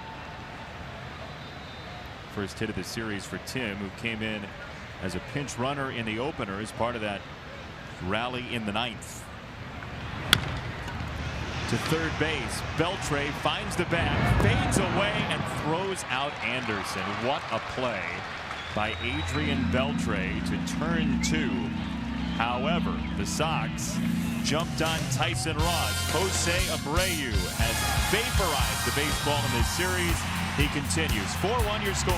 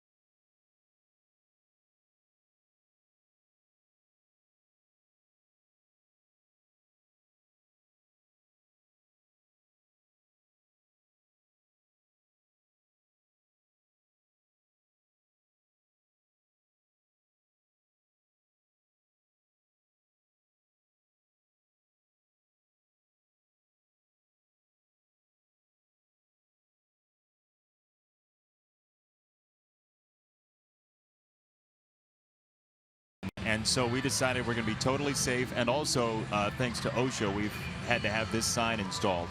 It's been 0 days since the ball has whistled its way back here, and we've had two, one over my head, one over Jason's head. So we're going to keep track on how many times we have to play dodgeball up here, but a little uncomfortable. The ball very rarely comes back. We want to make sure if it does, however, we are prepared, because safety is our #1 attribute. Safety first. Yeah. Safety first.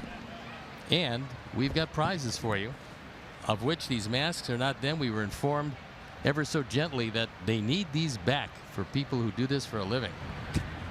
Talk or catch? There's a Certainly strike. not broadcast.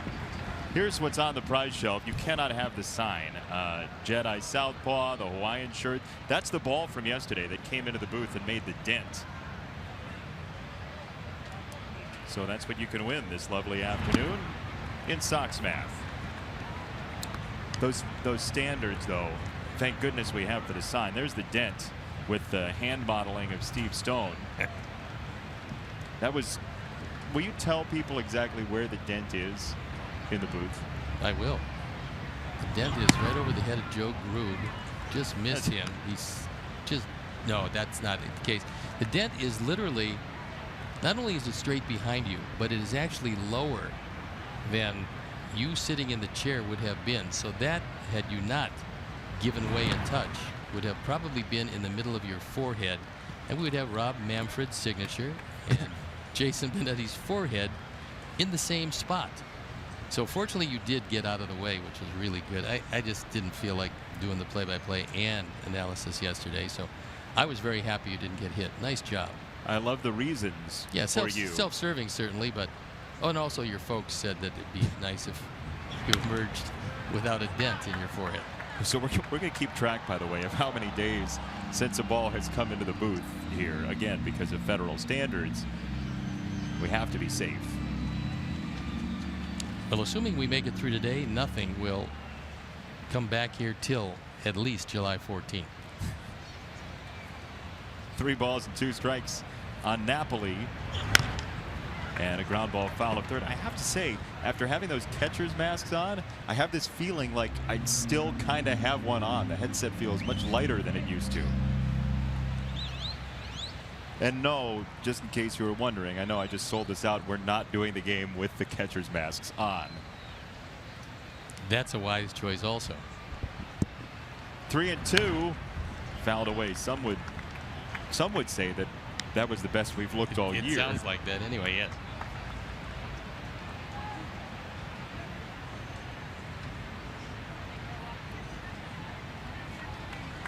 Three balls and 2 strikes on Napoli. 3 strikeouts for Quintana, 1 walk so far this afternoon.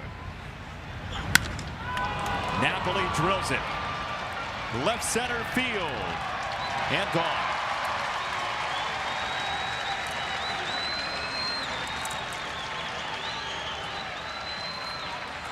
That's 2 home runs in as many days, and for Napoli, he's got 16 of them with 35 driven in.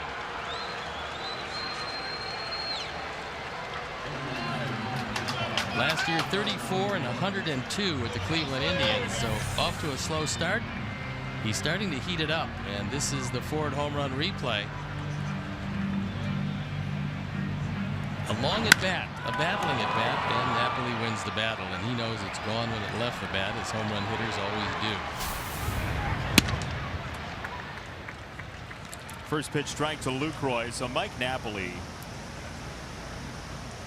just his 5th hit all time in 24 at bats against Quintana, but 3 have been for extra bases. Not that that's bizarre for Napoli, who is a big time extra base hitter. Yeah, he doesn't really exhibit that 2-strike swing where he shortens up on the bat and pokes it to right field. That's not in his game plan. He has bad intentions with each swing and hits a lot of home runs. 0-2.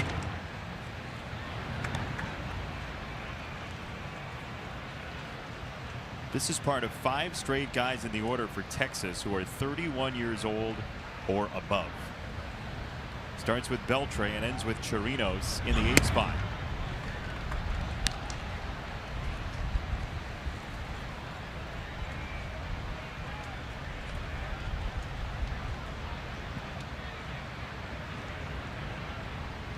2 balls and 2 strikes on Lucroy.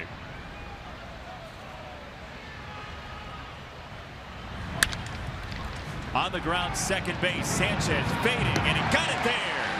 Yolmer Sanchez smooth again at second for out number 1. Terrific play by Yolmer as he ranges to his right. He gets rid of it very quickly. Doesn't have to get rid of it quickly with Lucroy running. You see he's looking at Yolmer all the way. He can't believe that he got robbed on that one, but a sterling play. And you know, we are factoring in defense and pick to click. Just, I don't know who has Yolmer, but keep that one in consideration. What a tired act that is. Who? Have you registered as a picks to click lobbyist yet?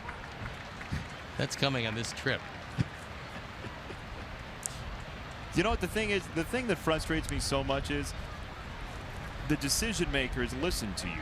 Your lobbying actually works. That's part of the reason you're in second place in picks to click. The base hit for Chirinos with 1 down. Here's your Sox Math question for today. Hashtag Sox Math on Twitter. Best creative answer wins a prize today. Not the first answer. Best creative answer wins a prize today. Number of home runs Abreu hit in the first 2 games of this series. Add the number of home runs he had hit at Guaranteed Rate Field before this series in 2017. So best creative answer. Pictures, whatever you'd like to send, explanations for your answer, creative representations. Best one wins a prize off the prize shelf. It's the last day of the series, last day of the homestand. We're going to open it up to the other side of the brain today. I think that's a noble idea.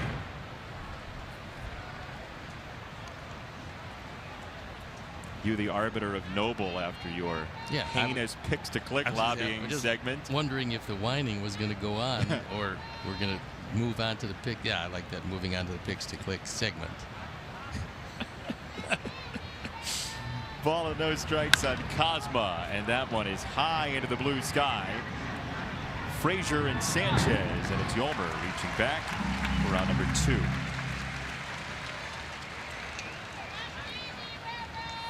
And this is one of the things that Yolmer is going to do today with Todd Frazier over there. Jose Abreu, when he plays at first base, he takes everything. He wants everything. He's very good at it. He takes everything. With Todd over there, he's going to give way to Yolmer in many situations where Jose wouldn't. Yolmer knows that, went back and made the catch.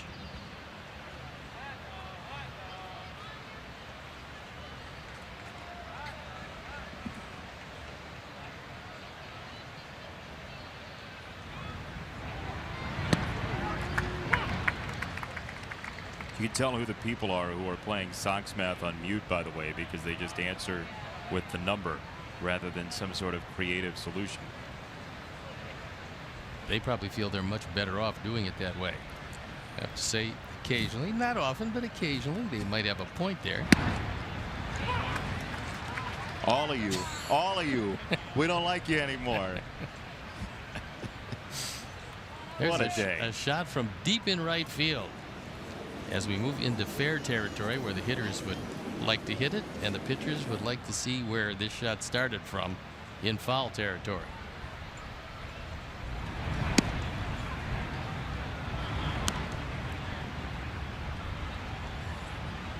A whole lot of pitches so far for Jose. He's got 75 of them, not yet through the 4th.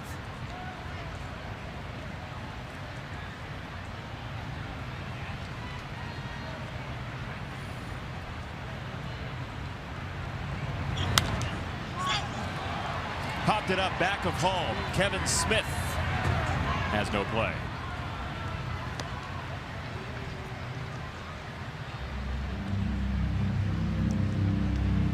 That gentleman has a play, though.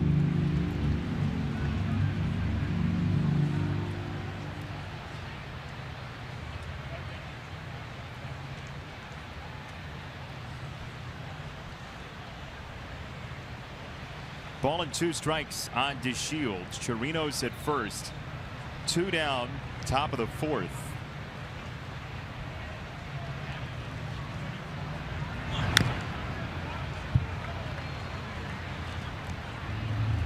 for Quintana, the first 2 innings were almost 100% clean. Carlos Gomez had the infield single that very easily could have been an out. He was balked to second base, but Quintana only had 1 ball leave the infield in the first 2 innings.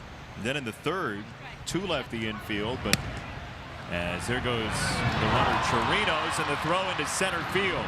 Chirinos going to third, and this throw is late and gets away from Davidson. Chirinos comes home, and the Rangers are within a run. That's as mad as I've seen Jose Quintana, and he's not mad at the couple of throws that got away. He's mad that he was not backing up third base, which is a mental mistake. Once he sees that ball whistle into center field, that's when you've got to go behind third base. He didn't. He was frozen right there. By the time he looked at it, well, he didn't even move when he saw the ball in center field, and it cost him a run.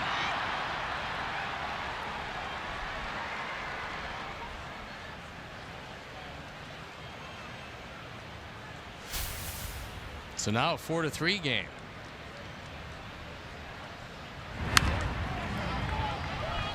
That ball fouled away by DeShields. That is a wild play that gets a run, and the errors mount for the Sox. 3 of them.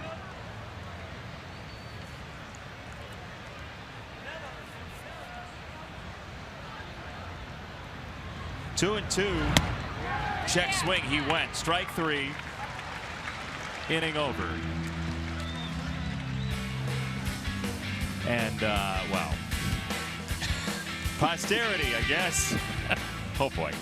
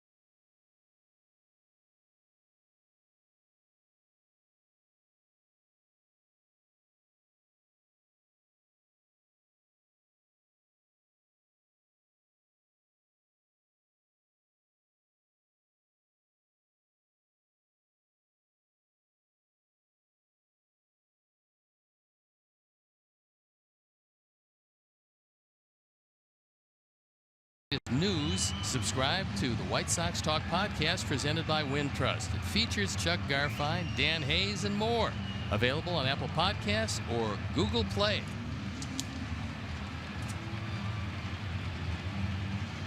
Ice cream today. We all scream. Maybe a napkin for dessert. Be a good idea. Be a very good idea.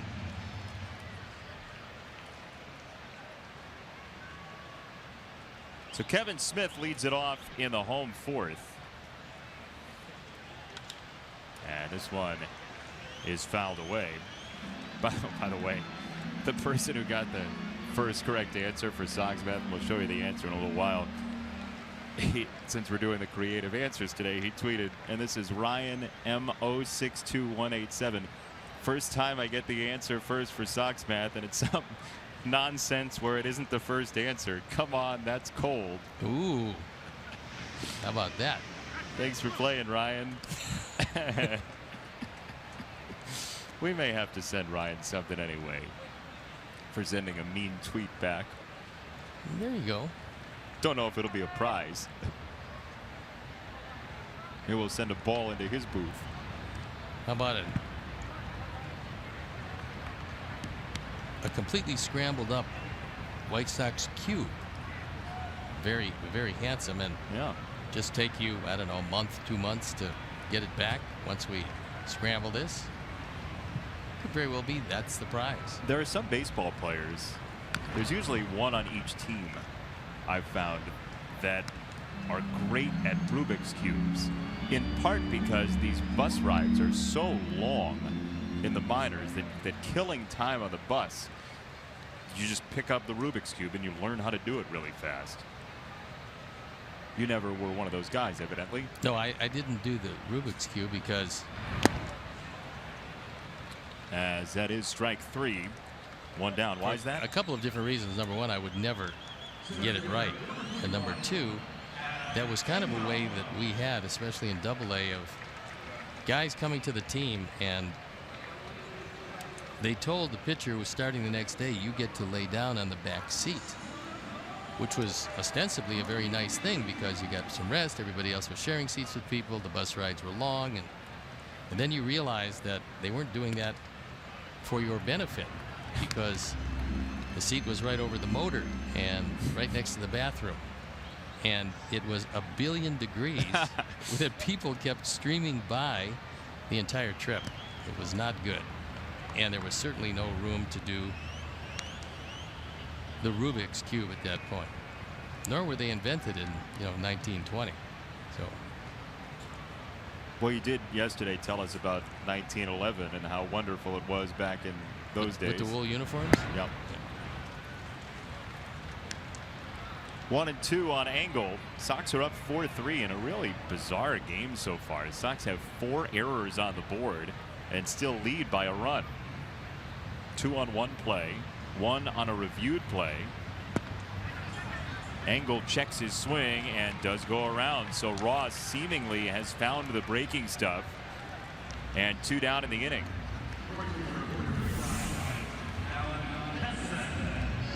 Hard breaking slider. He's not thrown this one as much as he did before he was injured, and that's to be expected. But before he had surgery and before he had shoulder issues, his slider was rated as one of the best around. I mean, really close to unhittable. But then he decided to throw so many of them that eventually you reach the law of diminishing returns, and that's kind of what happened.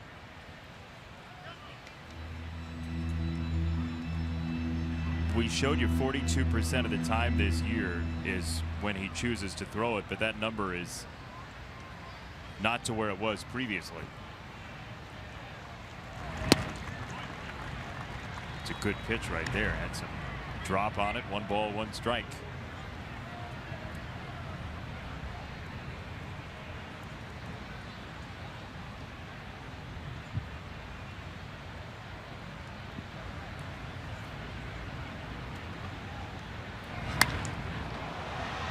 Hansen slashes the ball to short, and Andrews does just nip him.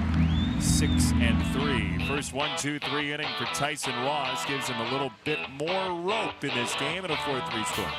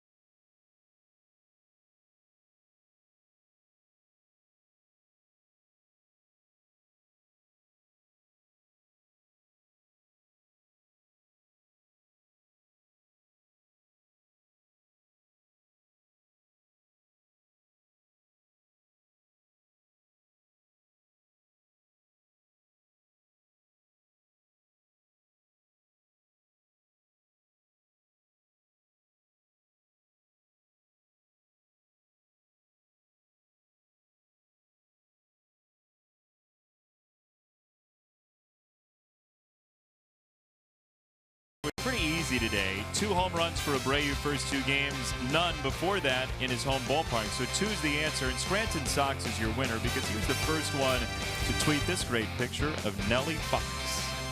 Somebody else tweeted it much later, but Frank G. Scranton Sox is your winner. Good choice. Well done. It is. Nellie Fox was quite a player. Old number 2. How about a 19-year career? That ball is bunted foul. And Shin-Soo Choo, who had an infield single in the 3rd, is 1 for 2.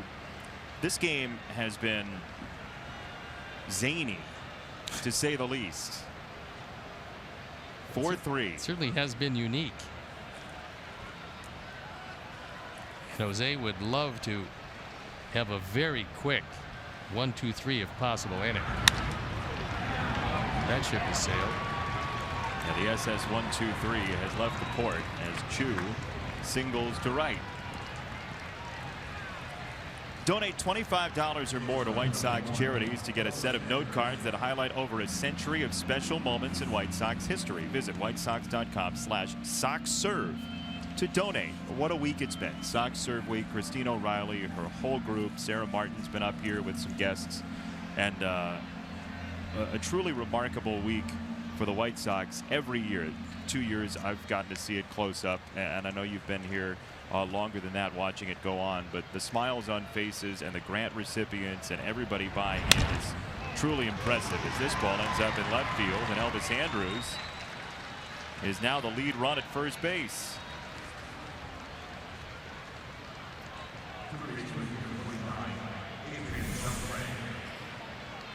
Andrews' first hit threads the needle on the left side just past Davidson. Anderson not able to get to it, so 2 on, nobody out. Here is Adrian Beltre, who has been a true outcome guy so far with a walk and a strikeout.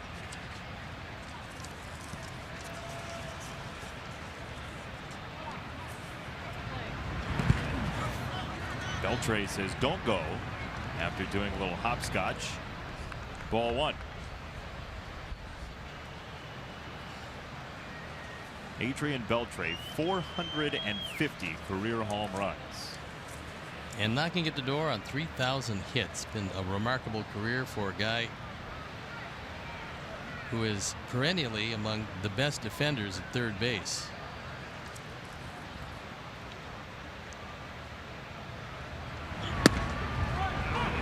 Called a strike on the corner. Delayed call from Eric Cooper, and Beltre gives him a look and has a smile. Well, again, it should not come as a surprise to anybody who's been observant that Eric Cooper has a pitcher's plate. It's a wide plate. Always has been with him. Quintana looks to second base. Quintana is not on the list of pitchers who have been taken beyond the reaches of the ballpark by Adrian Beltre. Derek Holland yesterday is number 248 on the list out of 450 home runs. 1 and 2 for Beltre. Beltre came up with the Los Angeles Dodgers and looked like he was very, very promising. He then had an infection in his stomach, which led to surgery, and the surgery led to complications, and he lost a lot of weight. It looked for a while like it might have been career threatening, but he was so young, he was able to come back, make a miraculous career out of it. But the early stages, that surgery was a very tough one for him, and fortunately, it eventually worked out well.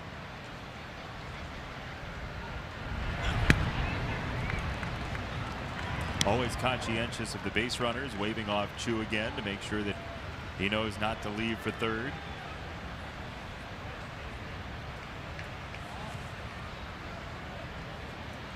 Beltre with hit number 2971 in yesterday's second inning. That's a ball. 3-2.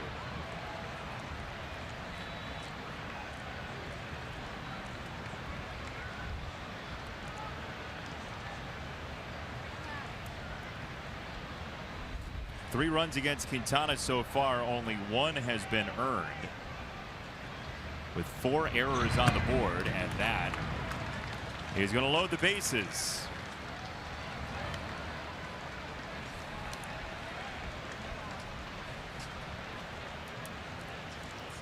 Don Cooper now takes his slow walk to the mound. And you can follow Dan Hayes, our White Sox insider, all season long on CSNChicago.com, presented by The Great Escape. Pools, patio furniture, hot tubs, and more. Escape your everyday shop, The Great Escape. When this one ends, whatever that might be, these two teams will both head to the airport, and Texas will fly home to play Boston. And we will fly to Oakland to play the A's. And they have the Angels for 3 before the All-Star break, and we have the Colorado Rockies for 3 before the All-Star break. Rockies have fallen a little bit. They went on a losing streak this past week. 7 back of the Dodgers right now, who are just playing out of their minds. By the way, that Boston team that Texas will see very soon is only leading the Blue Jays 15-1 right now in the bottom of the 7th. Biggest break being that they are likely to miss Chris Sale. Chris won his 11th game yesterday. Was absolutely brilliant once again. And Boston's starting to heat it up.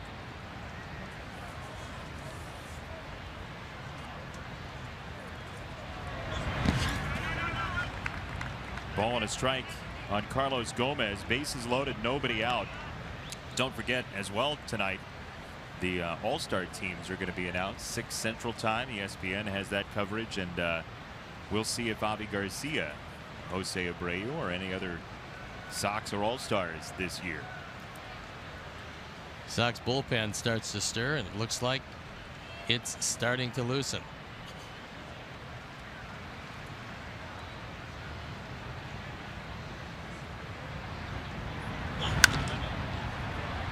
Leveled foul, 1-2 on Gomez. Well, Quintana, based on the stuff today, especially early on, you figured deserved a better fate. A lot of extra pitches today. Anthony Swarzak loosening in the pen and getting ready as quickly as he can.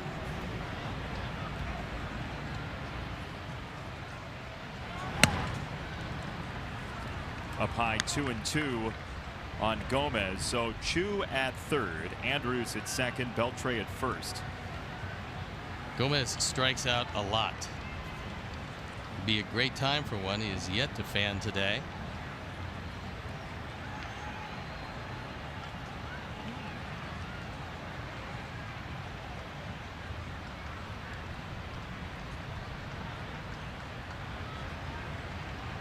Two and two.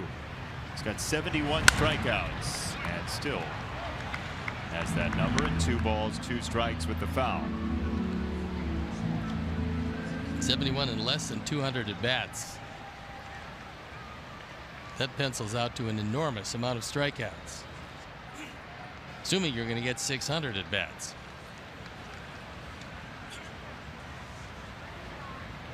Two. Off the screen.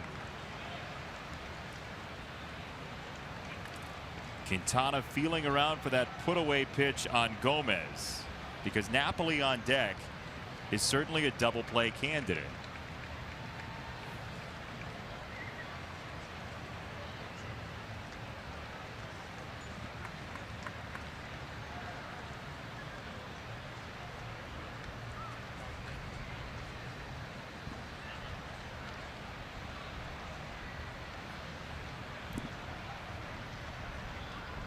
Two and two, and now Smith is going to come out, because that's twice they couldn't hook up on signs.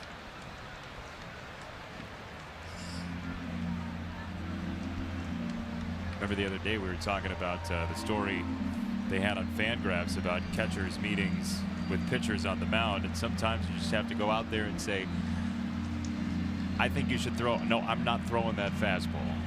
Well, then you argue about it for a while, and you finally make a choice.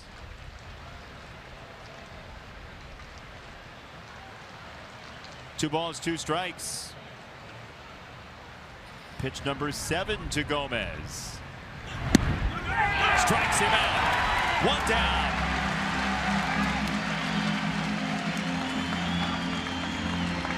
He doesn't have much of an argument. First of all, this one had a good part of the plate. That's number 1. Number 2 is we're in the 5th inning. This is the 3rd time through for Gomez. Eric Cooper's been in the league for quite some time. If Gomez doesn't know that there's a big plate now, he should be ashamed of himself. Also, in other news, that was a strike anyway. Yes.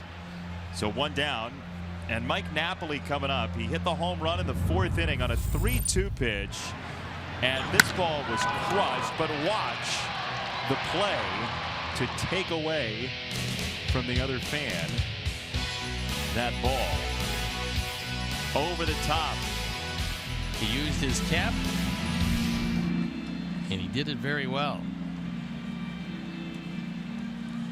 And now Jose Quintana may have seen the end of the day. Ricky Renteria takes the ball. Anthony Swarzak loosening up. Mike Napoli is the batter.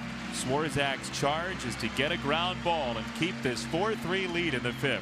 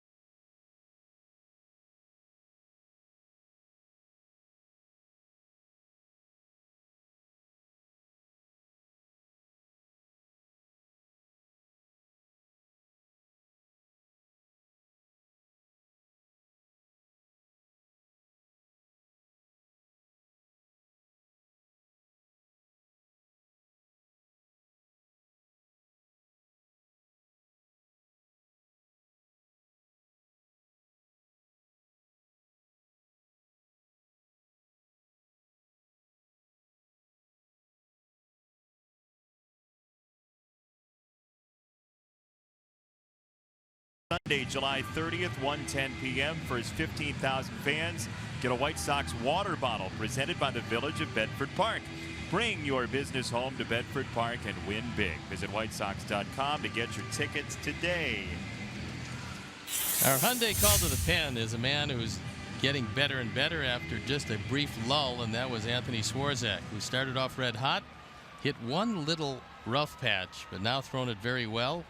On for the 33rd time, a 4-2 record, 2.72 ERA. He inherits the bases loaded. Looking for that double play ground ball off the bat of Mike Napoli.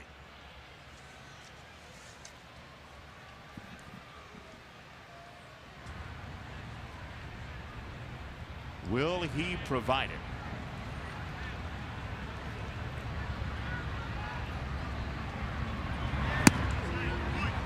Ball 1.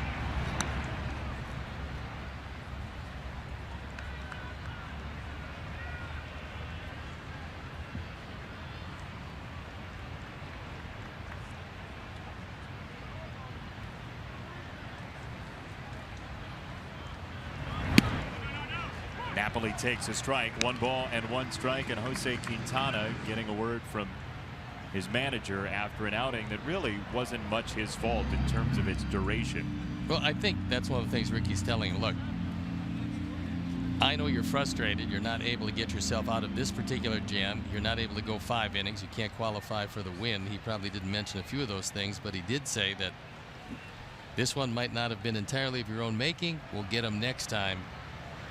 But you threw the ball overall fairly well.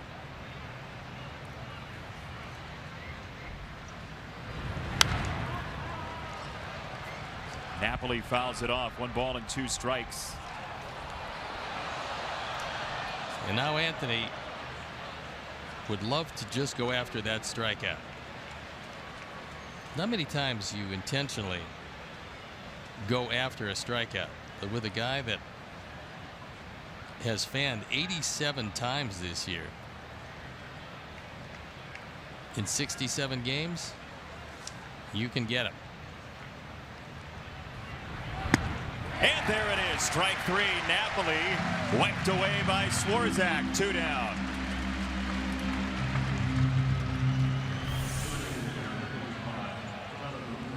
Threw a good fastball by him inside. Napoli appeared on that at bat to be looking for the ball away because he couldn't get his hands in quick enough. The at bat was set up away. He was looking away. Anthony threw that fastball inside, and it just completely handcuffed Napoli. And so for the 88th time this year, he's down on strikes. The result is the rally in the hands completely of Jonathan Lucroy, who's grounded out twice today. Strike 1.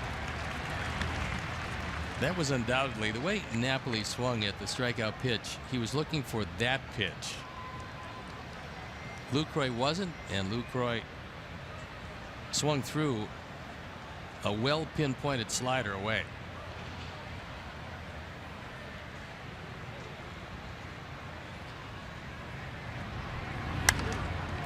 That ball was up, and it's 0-2.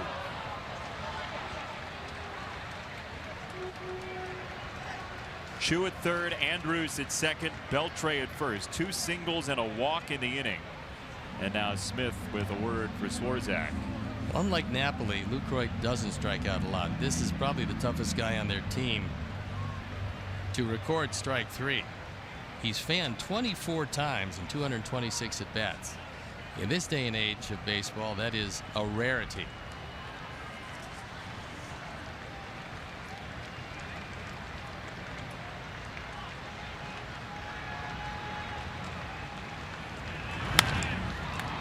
He makes contact and flares it to second base and beyond. It's a hit for Lucroy, and it's a Texas lead.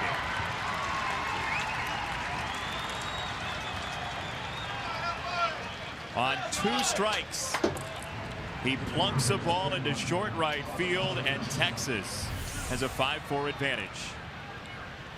Trying to throw a high fastball by him, and Lucroy, who does make contact, just fights it off. Dumps it over Yolmer's head. No chance at all for Hansen. And those runs charged to Jose. There'll be earned runs, so for now 3 earned runs against Quintana today. And this is why, yes, there's a temptation as you walk up toward the trade deadline and you say, oh, this is a make or break start for somebody in terms of their trade value. But with the circumstance surrounding this start, there's no way you could call a start like this one a make or break start, or any specific start one that completely has a trade value hinging on it. Yeah, there's too many factors involved with the guy who's been one of the best pitchers in baseball over the last 4.5 years.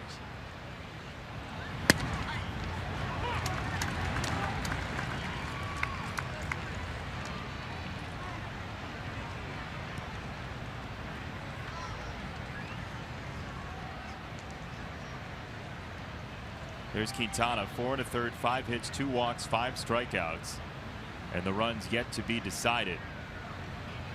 0-2 is in the dirt.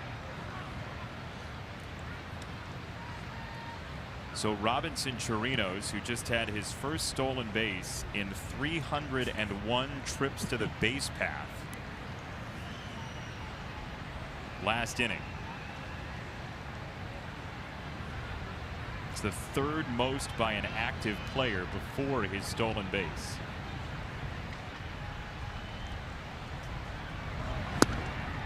He will not get there this time as Swarzak earns the strikeout, but a batter too late. The Rangers take a 5-4 lead, middle 5.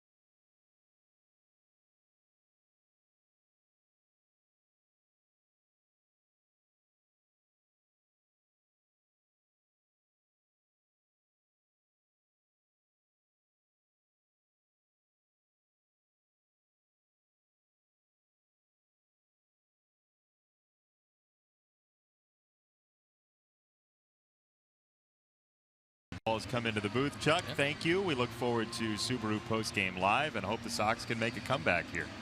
Only down a run, long way to go in this one, and a beleaguered bullpen, you would say, for the Rangers. So things shaping up okay and a lively day at the park. It's been a very sloppy game to this point. Hopefully things tighten up in the later stages and Sox can come away with a win to give them a happy flight to Oakland.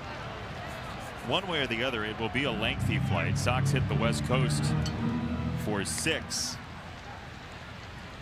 About 4 hours or so. It's in the neighborhood of that. You enjoy that. I'll see you after the break. Thank you.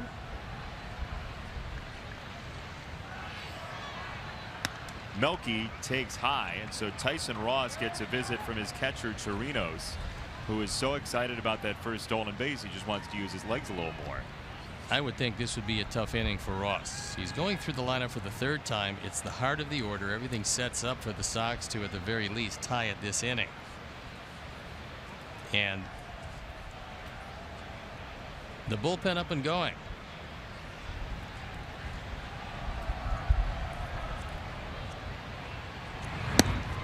There's ball 3. And so Melky Cabrera, who's not made an out so far today and has seen 16 pitches, may have the green light. Not on that pitch. Ball 4. The leadoff walk from Ross. And you know, if you're thinking that maybe 5 runs isn't going to win it today, this date in White Sox history suggests that that's the case. July 2nd, 15 years ago, 17-9. A lot of home runs in that game. In fact, 12 home runs. Sandy Alomar with 2, Mags with 2, Adam Bernero and Todd Ritchie, your starting pitchers, and Kenny Lofton had a home run in the game. Well, that must have been a 4.5-hour game. You know what, Steve? Really interesting you say that. Time of the game, 29 hits, 26 runs, 2 errors, 2 hours, 53 minutes. How about that? They probably limited the trips to the mound, I would think. There should have been a few of them, though, because some pitchers were getting beaten around a bit. Yeah, pretty badly. To the point where the corner might come in with a towel. At 2:53, I would think we're going to be moving into the 7th. Sox only had 3 pitchers in that game. Todd Ritchie went 7 despite giving up 3 homers. Marte and Howry closed it up, and there were no fights between the Sox and Tigers, which is good news because C.J. Nitkowski is a booth over next to us, and he was prominently featured in that brawl from years back between the Sox and Tigers. C.J. though was policing on the outside. If you watch it, he and Chris Singleton were basically standing next to each other. They found each other, so neither of them had to fight in that brawl. Usually it's the guys in the periphery that get hurt anyway. Is that a kind of a life axiom? Yes. There's a strike to Abreu. Yeah, 17-9, 2 hours 53 minutes. Some people say it's the length of commercials, and there was TV 15 years ago. Yeah, it's really not. That's not the reason for the length.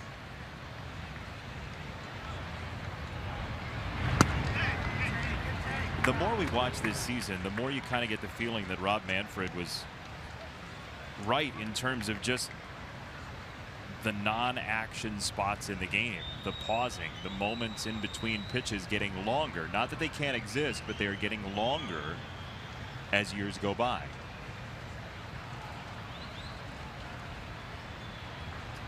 Two and one is way inside, so Ross this inning has thrown 8 pitches, 7 balls, 1 strike. I don't think Jeff Bannister is going to be overly patient with Ross. There you see it, a disastrous 3rd inning. 3 runs scored and 33 pitches.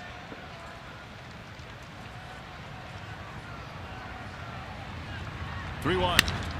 Abreu on the ground to shortstop, and what a saver for Tyson Ross to get the double play here in the 5th. That may allow him to at least get the leash for a couple more batters if need be in the inning. He threw a sinker, and Jose hit it right at Andrus, a very easy 6-4-3.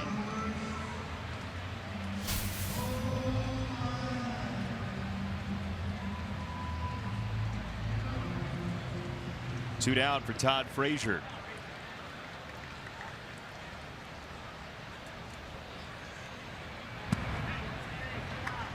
And ball 1.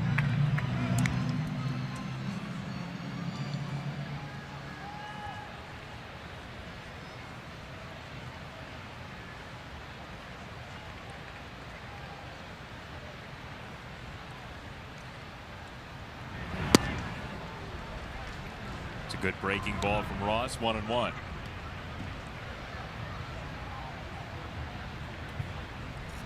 Three strikeouts, 4 walks for Tyson Ross today. The home run to Melky Cabrera, the Abreu RBI double. Frazier has an RBI single, and Davidson a sac fly.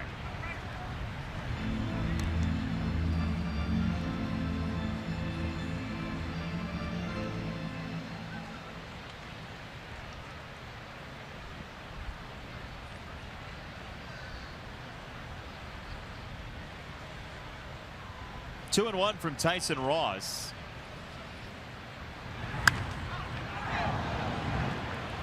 Now 2-2. Sox fans, don't miss the White Sox signature podcast. It's The Cycle. Comedian and Chicagoan Pat McGann, along with a rotating group of co-hosts, chats with athletes and celebrities about sports, life, and everything in between. Subscribe via your podcast app today. You can listen to the Steve Stone edition in your archives. Ball 3. Matt Davidson said he just recently taped an edition of The Cycle. Said those guys are pretty funny. Said, was Pat there? Pat's pretty funny. 3 balls and 2 strikes. That is an entertaining podcast. Pat is a good guy. He's not putting the hex on Sox pitchers. Well, some interesting news coming out of that Detroit-Cleveland game. Verlander was knocked out of the game in the 4th inning, but the news was his streak of 331 straight games with at least 1 strikeout came to an end. 331 games with at least 1 strikeout. Up high, ball 4, and we shall see if indeed Tyson Ross gets one more batter.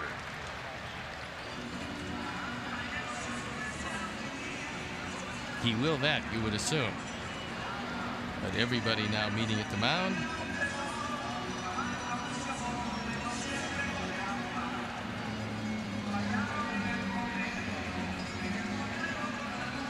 Well, we saw Frieri getting loose earlier. Here is Davidson, who's hit the ball well off Tyson Ross. 2 long fly balls, and there's Mr. Up and Down himself, Ernesto Frieri. He's been loosening. He's probably the loosest man in town because he's been throwing a number of times in the series. Has yet to get in the ball game. Chirinos wanted to throw to first base, but couldn't get the handle.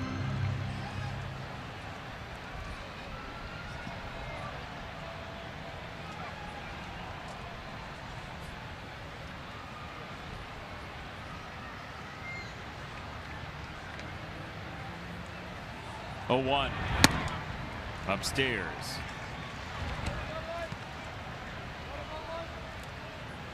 One way or the other for Ross, you would expect that he's not going to go into the 6th inning today.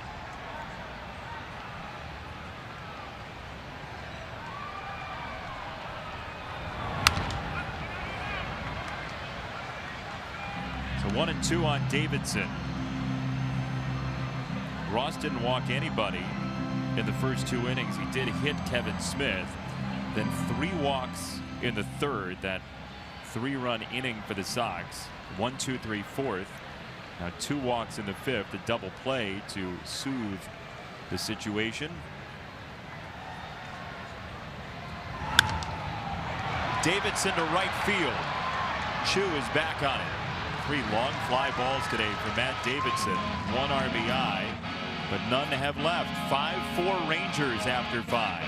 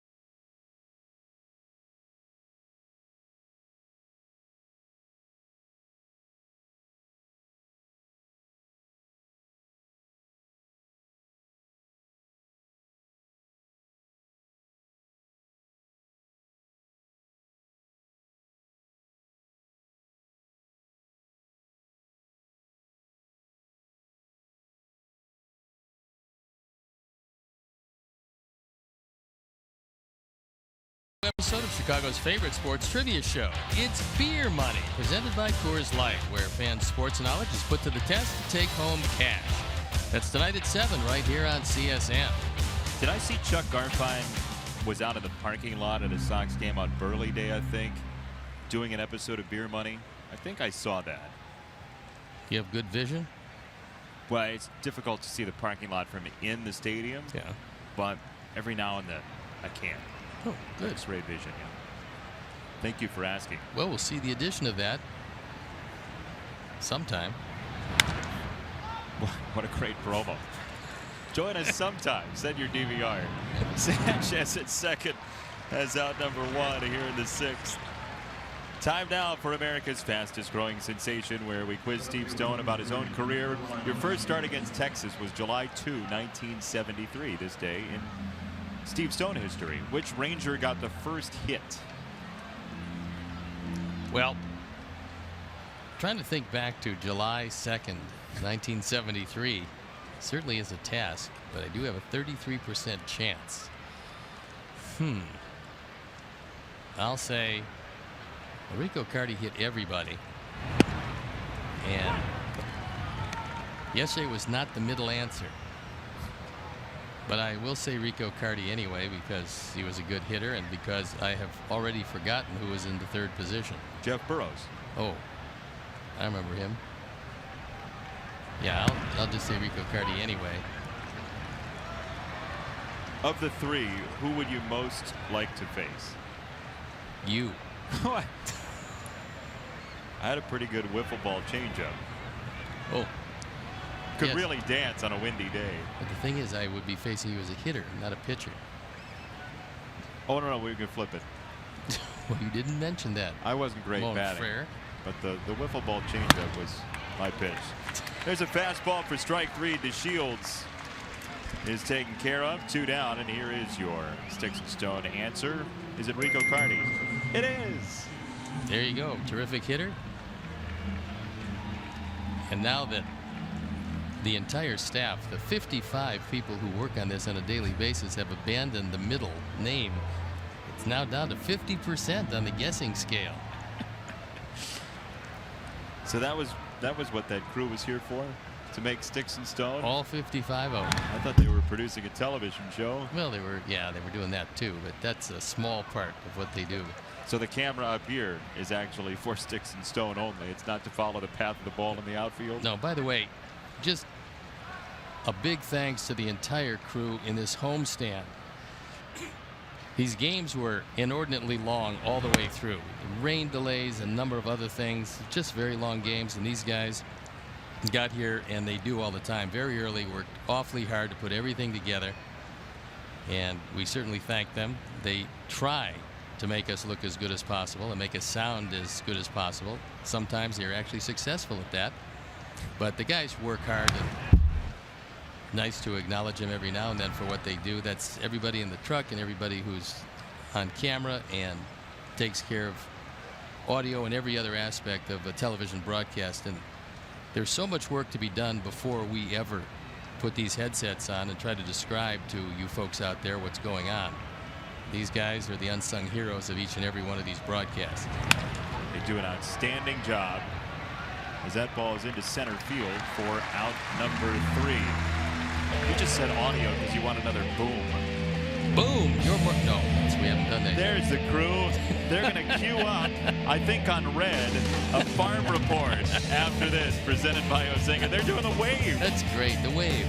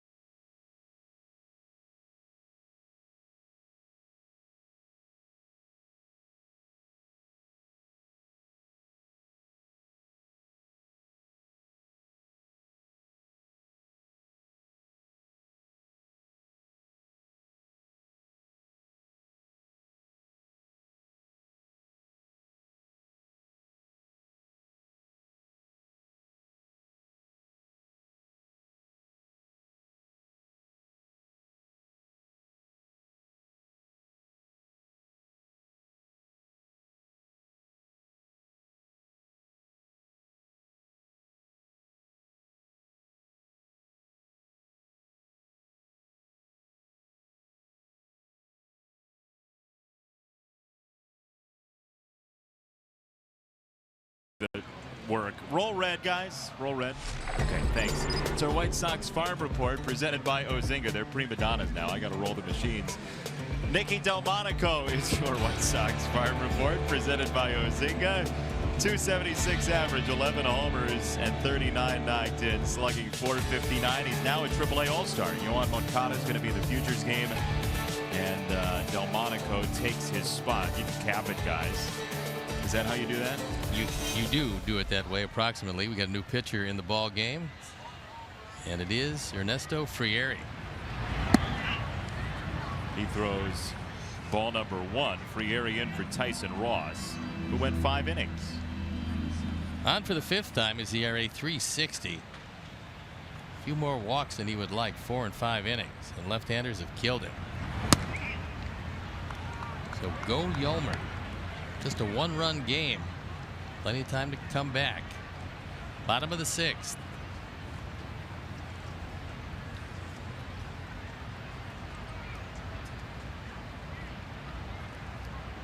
.2-0 from Frieri is outside 3-0. The Rangers added Jason Grilli today, who was designated for assignment by Toronto. So Grilli will be added to the roster likely on Monday, and he and Ernesto Frieri had a very odd situation here in Chicago in 2014. So the Pirates traded Jason Grilli to the Angels. Frieri, 1-for-1, went to Pittsburgh. So they had to go cross country, and Frieri was in one of the bathrooms at O'Hare.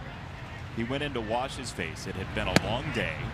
Frieri goes into the bathroom to wash his face. He looks at the guy next to him washing his hands. It was Jason Grilli. They had been traded for each other and met in a bathroom at O'Hare. Accidentally, of course.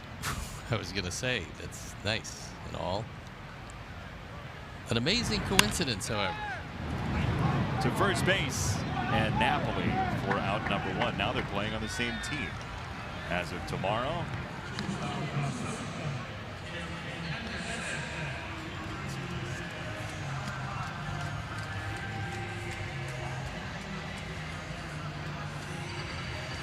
Here's Tim Anderson, who is 1 for 2 with a single to right and a double play to third.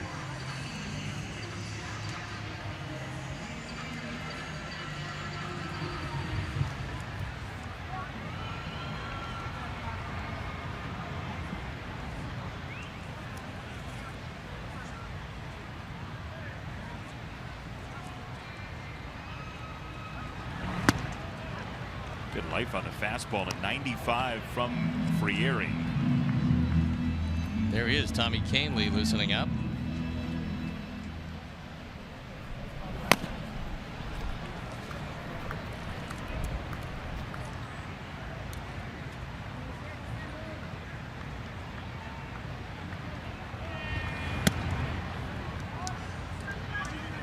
One ball, one strike to Tim Anderson. 7 home runs this year. Tim certainly has the ability to tie this game.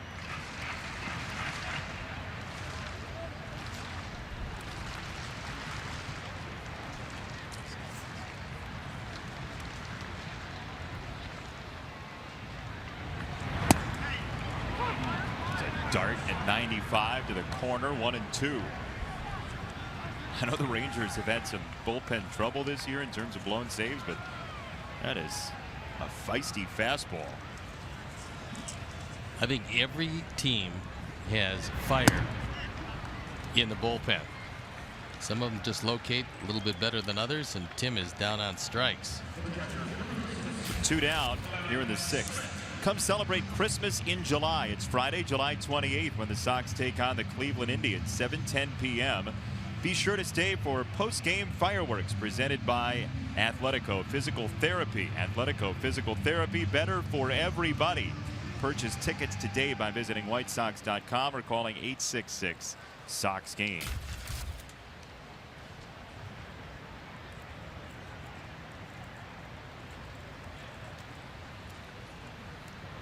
Kevin Smith, ball 1.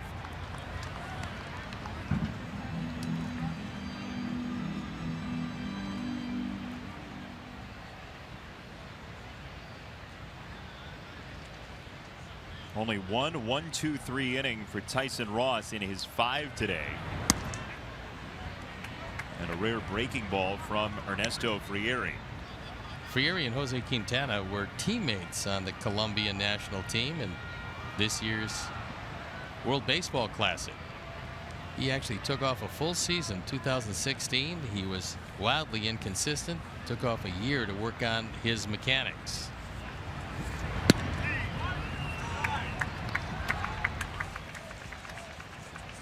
Three balls and no strikes. So now the command has cropped up for the moment for Frieri. Yesterday, the Rangers bullpen got 2 1/3 from Alex Claudio. He did give up a couple of runs, but he saved anyone else from having to enter the game, which was a nice bonus for Jeff Bannister with the blowout victory. An opportunity to just use one arm in back of Hamels, who really figured it out after a rocky first inning.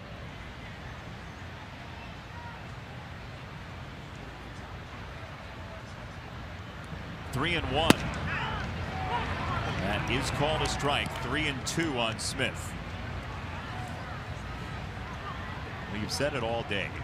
Eric Cooper is consistent with his call of a strike a couple inches maybe off the plate. Yeah, you mean you know that it might not be quite on the corner, but it is too close to take, and it will be called. There is strike 3. Frieri with a 1-2-3 6th inning. Still a 1-run game. Sox are trailing in this finale.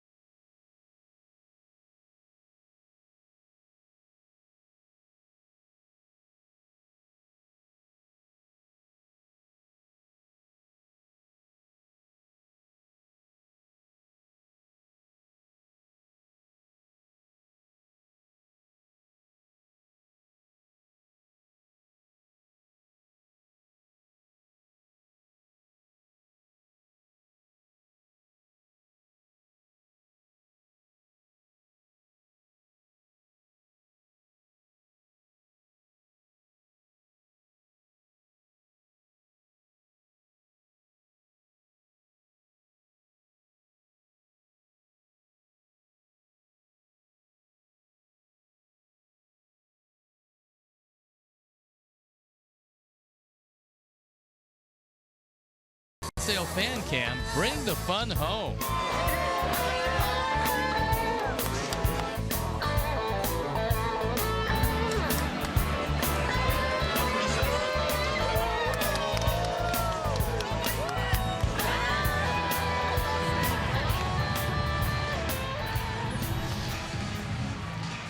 And Tommy Kahnle comes in the ball game on for the 33rd time. ERA 2.30, 53 strikeouts, just 7 walks and 31 1/3. And he's got to hold them right there. Still a 1-run game, still 9 outs to go. Against the bullpen has been less than overwhelming. Frieri got through the inning. And the Rangers nursing that 1-run lead on a beautiful day for baseball. Cloud cover is starting to build, but there's nothing on the radar map suggesting possible rain. It'll probably be in later this evening, and hopefully this one is over, as is the trip to the Aeroporto and on the way to Oakland. Do you have an SAP button over there? Yes, I do, as a matter of fact. You just lean on it for a moment? I did. Strike 1 to Elvis Andrus, who is 1 for 3 Got a fielder's choice RBI in the third that was challenged. A double play call that looked like it might be the end of an inning. Instead, upon review, there was no double play possibility on Andrews, who was already just about at first base. And so the umpiring crew wiped away the double play on the illegal slide, which, again, the slide was ruled illegal. That was not reviewable. So the real part of the review process was the play at first, whether it was feasible that the Sox would have a double play on Andrews, and the answer was no.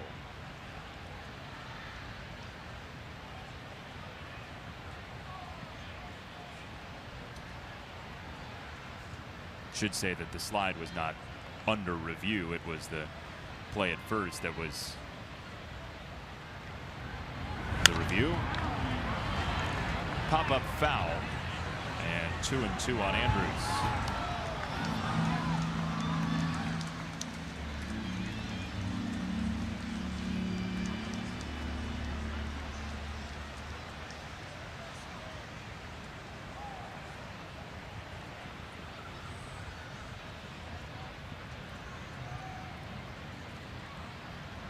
Two balls, two strikes on Andrews. In the air, right side. Hansen into foul territory, and he bails. In that corner where Dustin Fowler was injured with the Yankees a couple of days ago, and a souvenir for a youngster. He's got to be an ecstatic young man.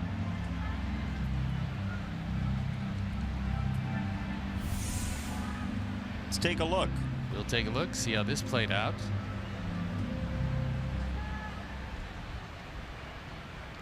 Ooh. Well, that was not so good. Fan of the Rangers. Down for the count. That's the happiest guy after a pratfall you'll ever see. Well, took a standing 8. He was okay.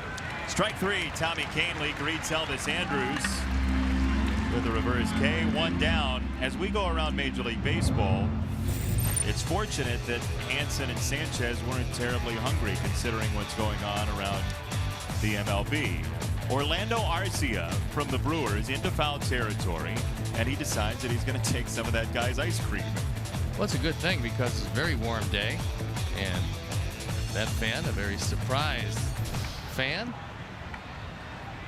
becomes part of the show. Got a high five later. That's I mean, we've seen it before with snacks. Don Mattingly did it previously, but Larry Walker used to do that a lot in Colorado. To grab somebody else's spoon and go. eat off the spoon and take the ice cream that's high level.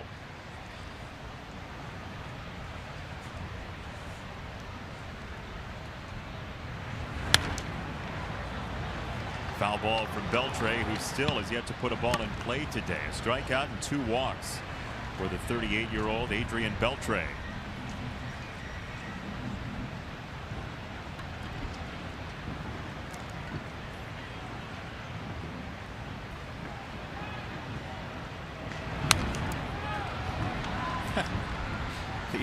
The Adrian Beltre dance swing video will be coming out shortly, considering some of the cuts he's had in this series. Well, that was a slider. Bounces the bat. Now, if he throws him a straight change, he's going to probably screw himself into the ground, go on one knee, and strike out. Let's see what it's going to be. It's going to be a ball to third. Matt Davidson across the diamond for out number 2. So the Beltre audition for one of those dancing shows comes to an end for the moment. MLB.TV every night, every device. Watch every out-of-market regular season game live. Plus, get a free subscription to At Bat Premium, the #1 app for live baseball. Blackout and other restrictions apply. Visit MLB.TV for details. Say you get an offer, Steve. Say you get an offer from Dancing with the Stars or one of those shows. What's your response? No. Not a possibility. Sorry. I'll do it when I get back from Mozambique. Is that trip planned yet? No, no plans.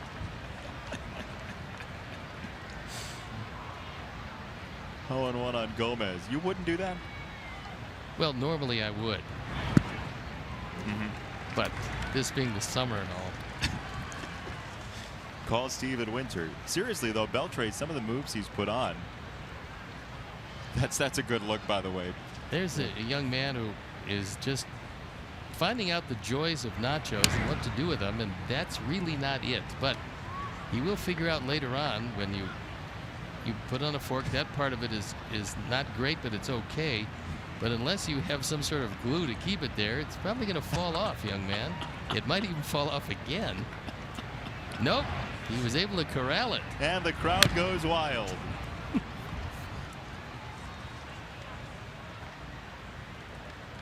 Tastes good?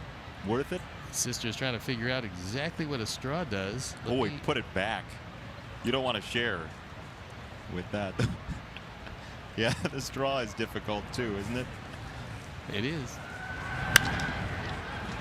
Right field side toward the corner it goes, and that is a foul ball clanging off the sidewall. Those young folks, part of 26,206 on this Sunday afternoon at Guaranteed Rate Field.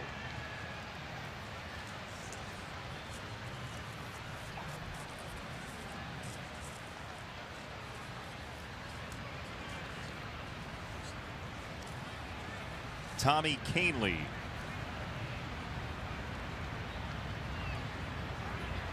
To Carlos Gomez. Third base side, and this is a foul ball. I'd like to send along birthday greetings to Jamie Burdack, celebrating a birthday. Brought her 3 children to the park today, enjoying it with the family. Just a gorgeous day for baseball. And July 2nd, good day for a birthday. Makes you a Cancer. They're wonderful people. I don't know if you know that, but the best of all the zodiac signs are Cancers. Just by far. This is starting to sound like picks to click for the moment. There's strike 3. Gomez short-circuited by Kahnle. Stretch time. 5-4. Sox trail.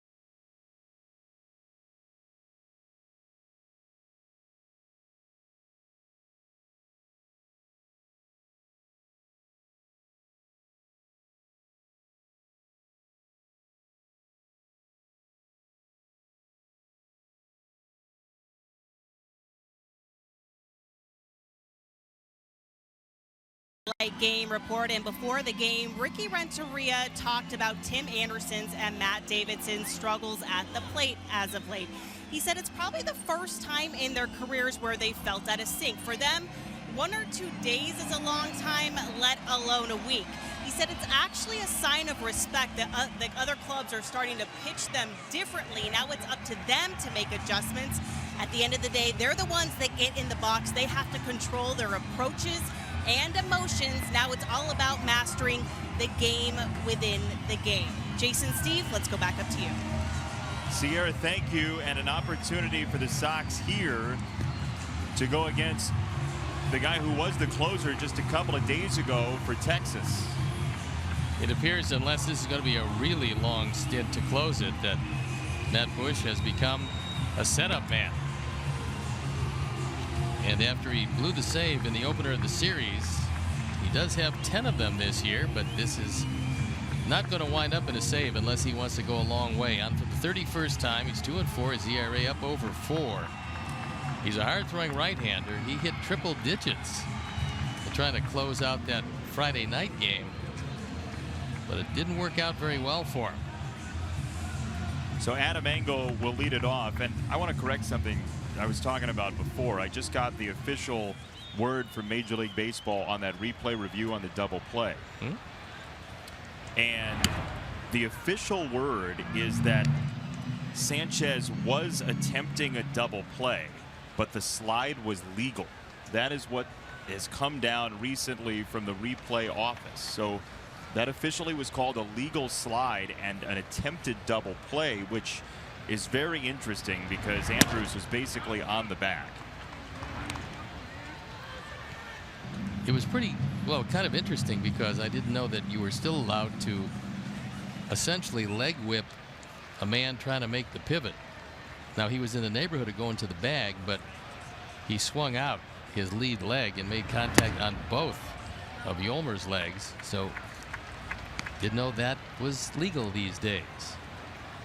That was very similar to the play we saw last year in Baltimore that was called not a double play opportunity. Well, the difference is Machado, yeah, but Machado then reached out and grabbed him with his hand instead of kind of leg whipped him with his lead leg. But yeah, that was a different scenario as it turned out. There is ball 4. It's a leadoff walk for Adam Engel. And that's a very good thing because you have a very fast base runner carrying with him the tying run. And he's aboard. And he's 4 for 4 in stolen bases.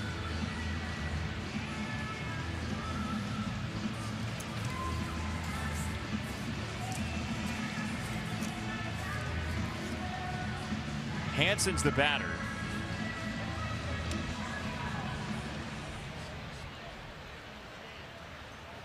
A lot of speed in play here. You mentioned Engel. Hansen can run as well.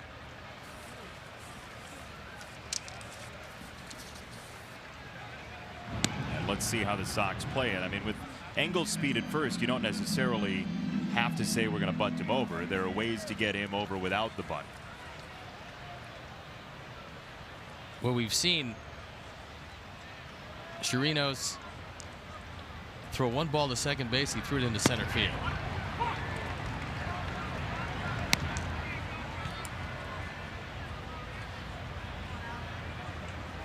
Bush signed as a shortstop, was the #1 pick in the draft.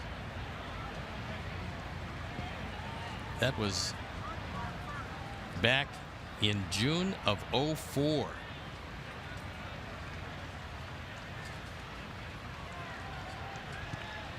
Took very close to 12 years between the time he was drafted to the time that he made his major league debut. That is the longest streak of its kind in the history of baseball.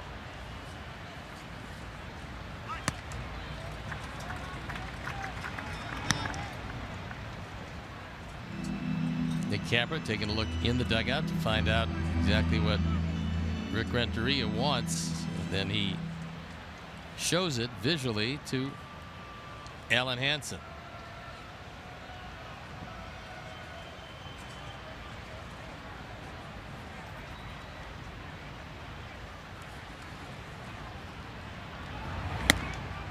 Checked his swing, didn't go. 2-1.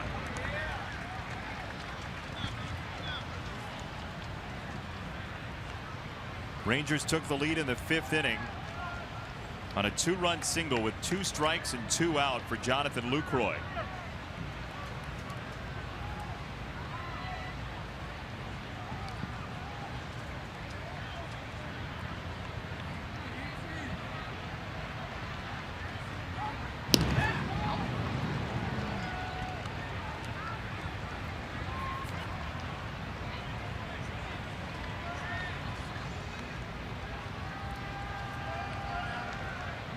Adam Engel with game-changing speed over at first.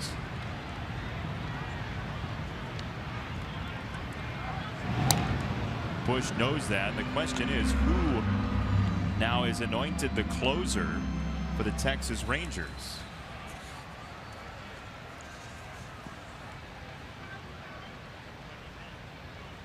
I'm thinking it's Kella, but nothing has been announced. I'm sure they discussed it internally.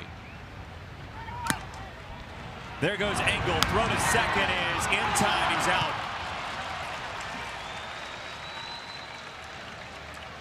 Adam thinks he's safe. He's going to wait until the replay is looked at by the Sox crew. This is a good pitch to throw. It's up. Adam thought the foot got in before the tag. Gabe Morales thought it did not. And the foot got in before the tag because the foot, as you know, the foot and the upper part of the knee are a good 2.5 feet apart. So when you tag the upper part of the knee, the front of the foot has to get in. And it looked to me like the foot did get in. So we'll have to see what they say in New York. We had one of the longer reviews earlier in this one. Well over 4 minutes. I think you're right on this one. Yeah. And I think Engel's going to be safe. I agree with you. Even though the ball beats him by plenty. The swipe tag was on the knee, but the foot appeared to be on the bag, and it appeared to be on the bag rather easily. Again, we're slowing it down. It looks a lot different in real time. But Andrews goes up, and he's not tagged yet, and the foot's on the bag. Now he is tagged, and the foot's still on the bag.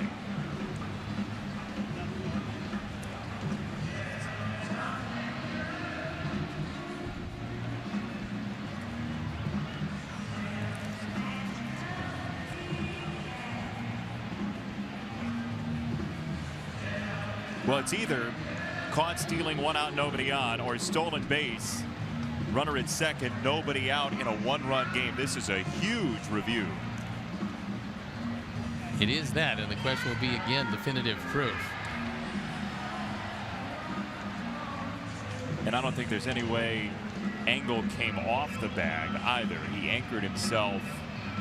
Here's the whole play just to check and see if there's any chance that he came off the bag. He crashes in and then. No, he's on the bag the whole time. He did a good job, in fact, of not knowing the resolution of this, but keeping his foot on the bag the whole time. They also, I mean, if you're sitting at home watching and you're thinking, boy, I'd like to see a different angle of that, it's not our boys in the truck. Oh, no. They're calling him out, and to me, it's not definitive proof, because from the angle we had, you look at it, the foot got in before the tag. But again, they've got a couple of angles that we don't have.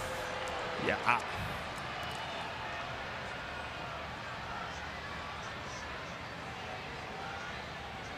There's no way he's out. Doesn't appear to be, no. You see the glove hit the knee, and it's later. I know definitive proof is a high standard. He's safe. He was. Wow. I can say this is the first time in 2 years I have been, so that should have been an easy safe, I thought. Yep. That's a big time surprise. Yeah.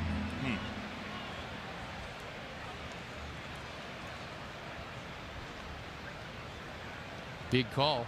Wow. Huge call. You can see the glove hit the knee, right? I mean, you can see the contact. That should be all you need in that case. But again, there's the review center in New York making those decisions. They do have angles that we don't have.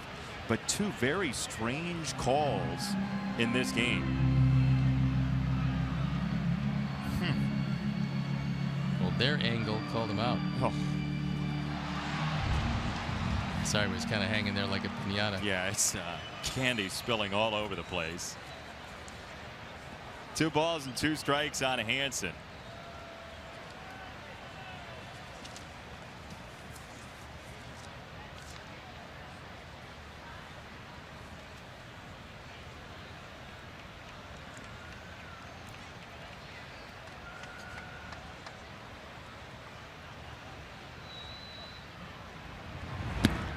3-2.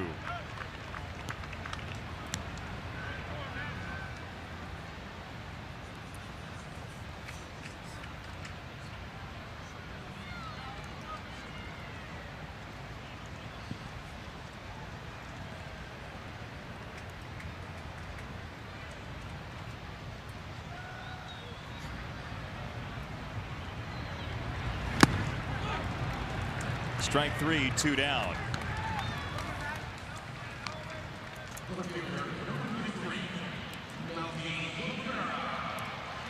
Here's Melky.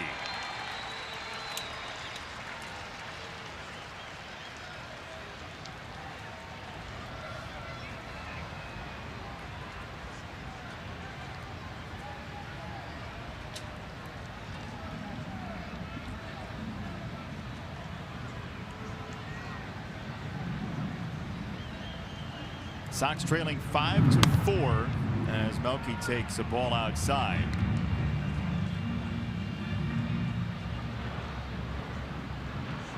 If you're Texas, this is a game that you really would like to have here, considering Boston's on the horizon. 1 ball, 1 strike.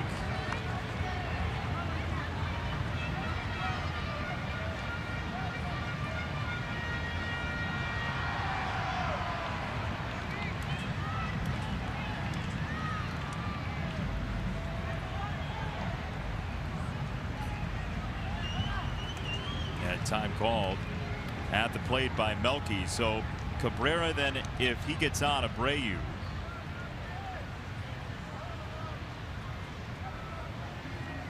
Melky, who got Matt Bush for the game winner 2 nights ago. Serves it foul, 1-2. Well, that at bat was interesting because he threw him a couple of very good sliders. Both probably were down and out of the strike zone. And then came back with another slider that had the plate. And that's the slider that Melky got in front of, drilled it down the line, just barely hitting the outside of the line, and that was the game ender. 1-2. Upstairs.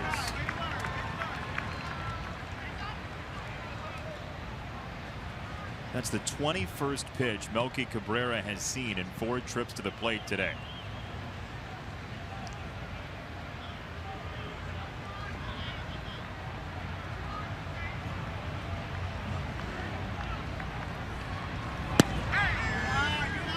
Ball 3.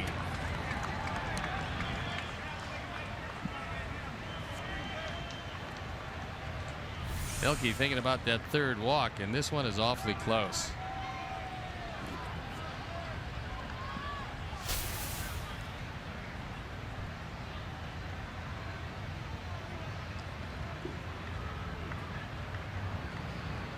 Three and 2 for Bush. Breaking ball locked him up. Good pitch. Inning over, 5-4 after 7.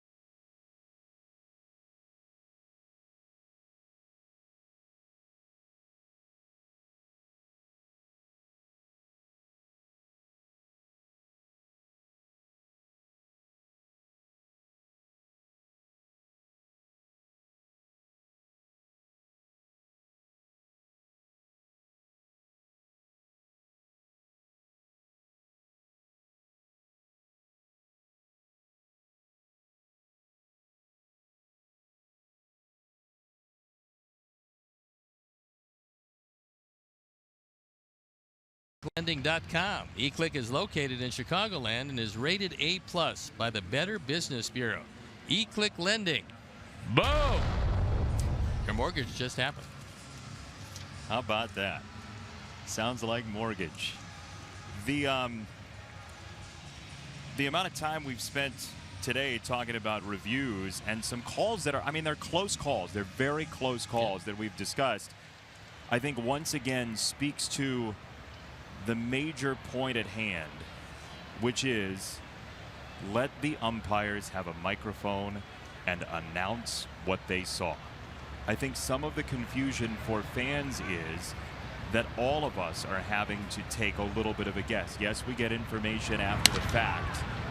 That ball is hit in the air by Napoli to the right-hand side. Sanchez is out, and he gives way along with Hansen for Engel for out number 1. I mean, when you're spending so much time on conjecture, you're forcing people to feel like they know the rules. I mean, in Park, we saw that replay 3 or 4 times on the video board as David Robertson gets loose of the slide by Adam Engel. So I think the answer is allow umpires to announce the call, even if it's just the crew chief in stadium. The fans deserve to know what the call was so they can follow along with the rules of our wonderful game. Well, they do it in the NFL. If they can do it in the NFL, this isn't more intricate as far as the technology. They can do it here. So Canely leaves. Robertson comes in. We'll step out and be back after these messages.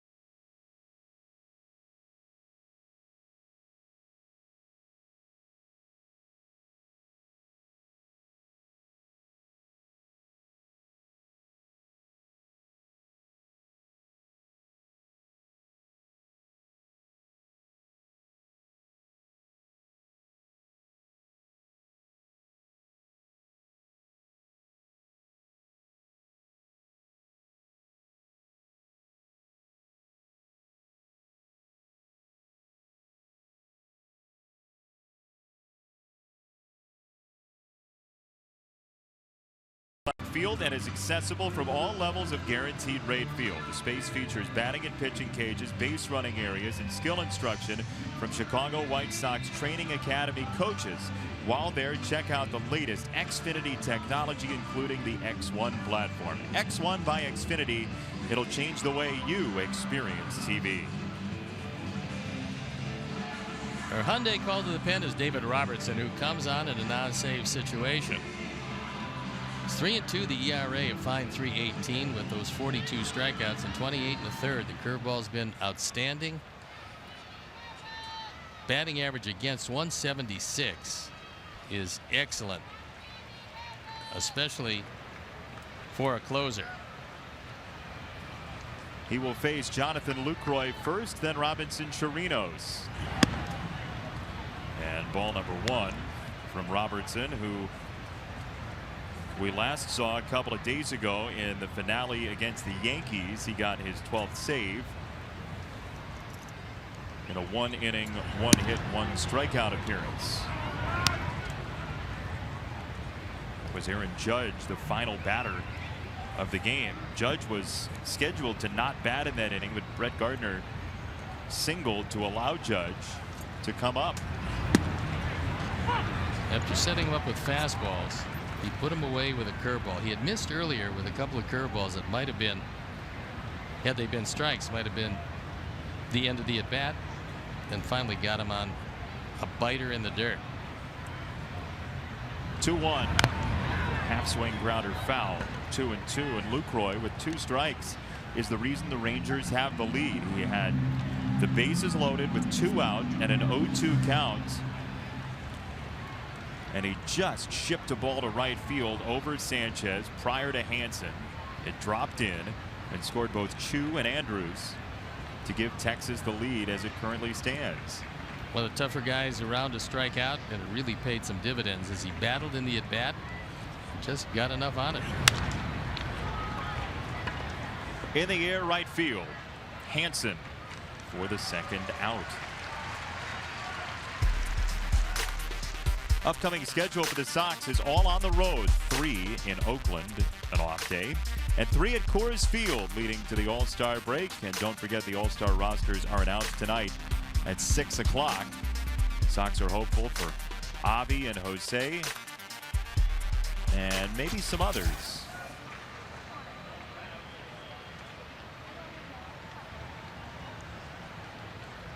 Two down, Chirinos.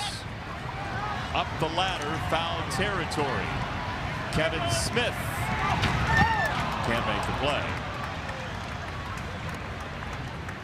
That one almost stayed playable. Just missed the last instant. So Chirinos has another life.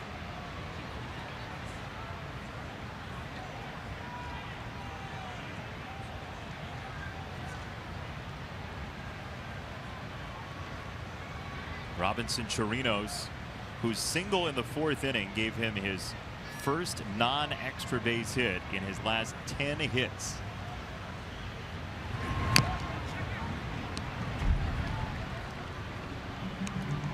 He stole a base, reached third on the error from Smith with the ball into the outfield, and then came home on the throw that was wide of Davidson, and Jose Quintana was not backing up. 2 strikes. Slider. That was a good job by Kevin Smith, shifting to his right.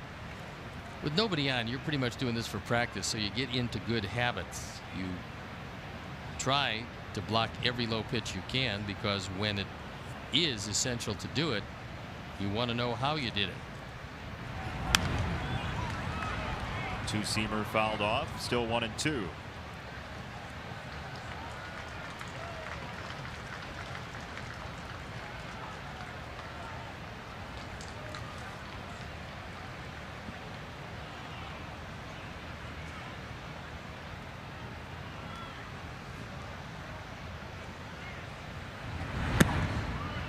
Laid off the curveball. 2-2.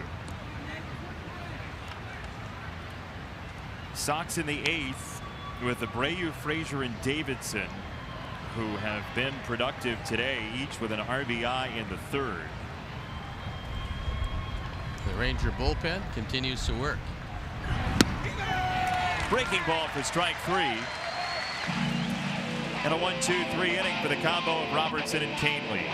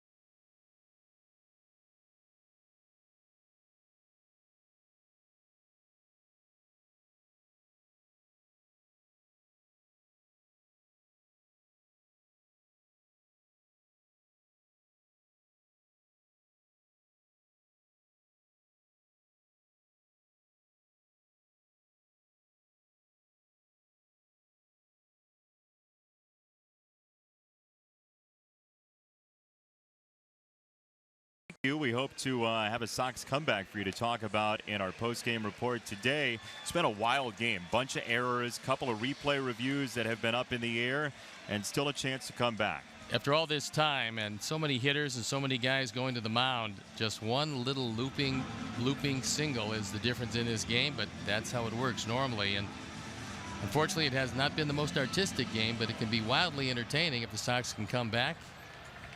And they're going to have to do it against Leclerc, who comes on, and we've seen him in this series. He had very good stuff when we saw him in the opening night. He'll face Abreu first after one inning from Bush. And there's strike one.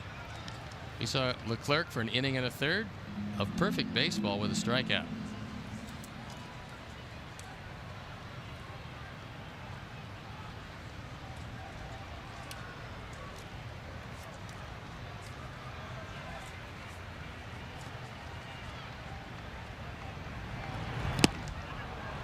Tight slider, 0-2.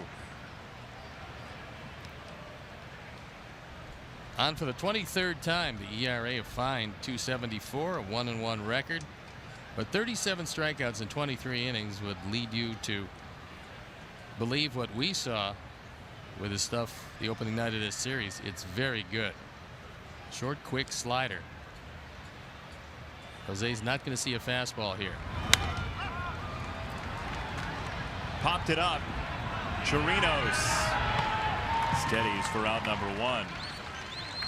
Much easier play for Napoli, who was literally standing right there, but Robinson Chirinos said, "I got it," and he did. The Rangers have the second fewest career bullpen innings of any team in the majors. This is not a well-seasoned bullpen. Third fewest career games, seventh lowest average service time for the season on the current rosters here in 2017. Frazier takes a strike. So in terms of Major League bullpens as they stand right now, Texas is very underfunded in the experience department.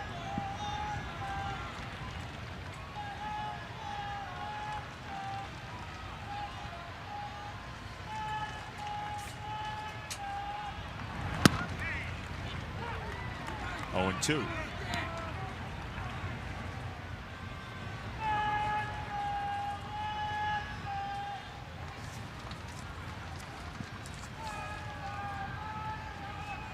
$15 homers for Frazier this year.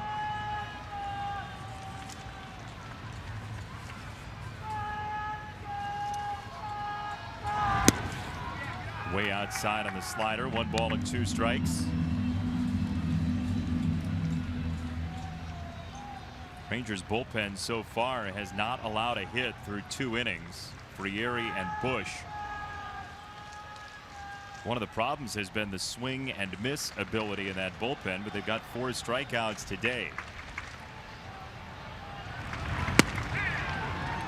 Just off the plate. DeShields in left field is not going to see a ball get over his head and stay in the park, because he has got his heels literally on the warning track. He is way back there. That's as deep a left field as you'll see.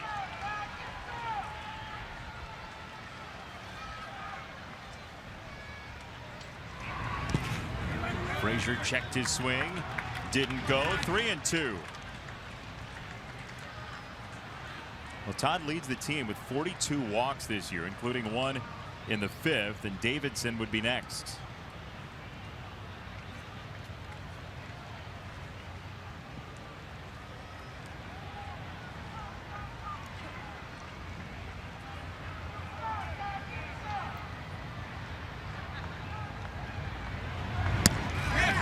Checked it up again, and he did not go. Ball 4.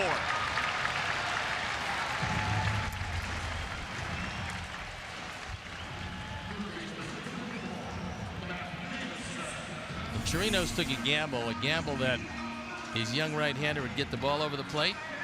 He wasn't even close, and he did indeed check it up. So there's the tying run. And 1 out. It's up to Matt Davidson, who has launched 3 balls today that have been deep fly ball outs. One got him an RBI in the 3rd. 2 have gone to right field, 1 to left. Leclerc with Frazier at first. So ball 1 as Frazier nearly drew a throw. Sox have 2 walk-off wins during this homestand. Can they do it in the 8th today?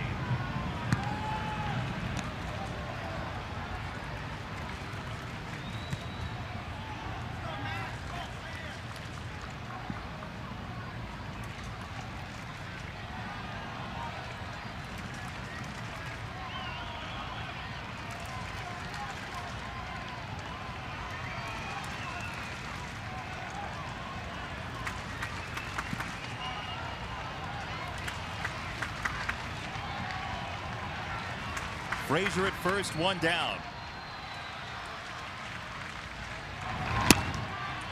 Way outside, 2-0.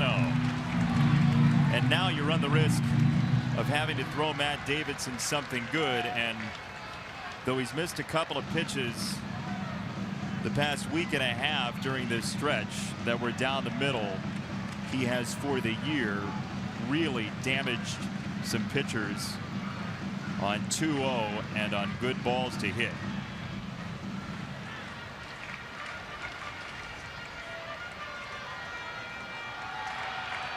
Outfield once again very deep in a no double set all the way around.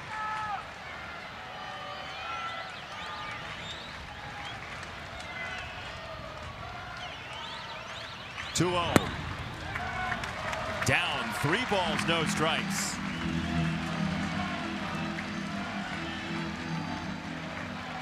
Yolmer Sanchez on deck. Remember, he had the 8th inning RBI single in the opener to help spur the rally early before the 9th inning finish.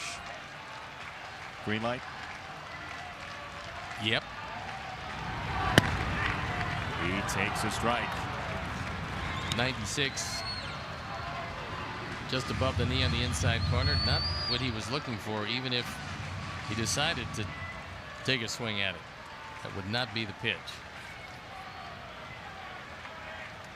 3 balls and a strike. Leclerc to Davidson. Frazier the tying run at first.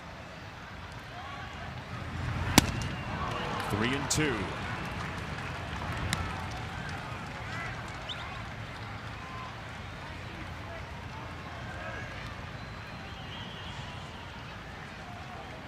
So Matt Davidson, who had a big run 2 weeks ago, 4 straight games with a homer, trying to bust out with 1 down in the 8th today. 3-2. Strike 3.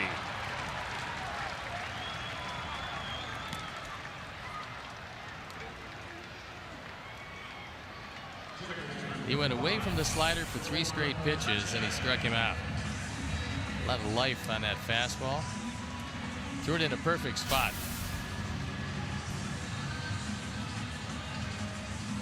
And 1 out left in the inning to get something done. Sanchez with a foul pop out in the 2nd and a ground out in the 6th to go with the walk in the 3rd inning.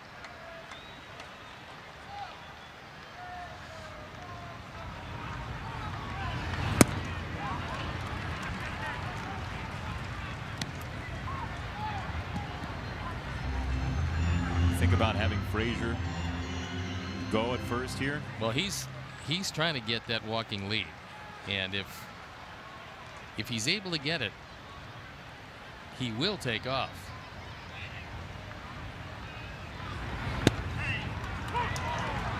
Oh, and 2.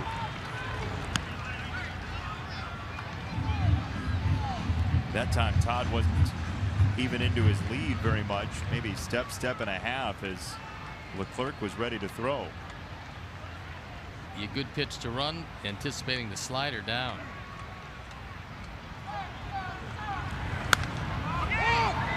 In the air, first base side.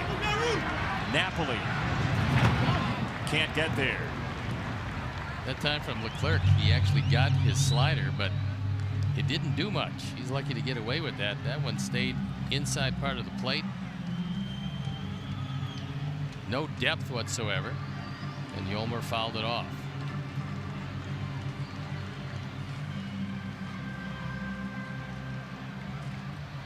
See if the Sox can come up with a 2-strike hit to match Lucroy's. That right now would be the game winner.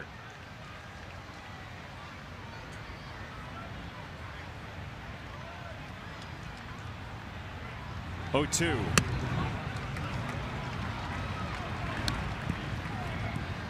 That time he tried to throw that one through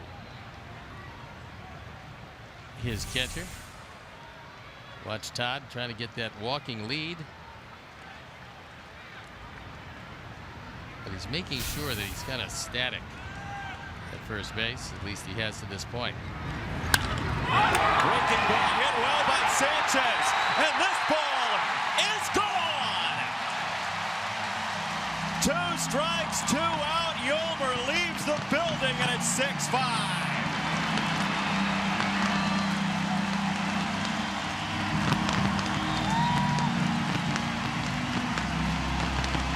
Fourth home run of the year could not come at a better time. He's driven in 23. The tying and the go-ahead runs as Yolmer got a slider. The Ford home run replay. This one hangs in the middle of the plate, and Yolmer gives it a ride and takes it out.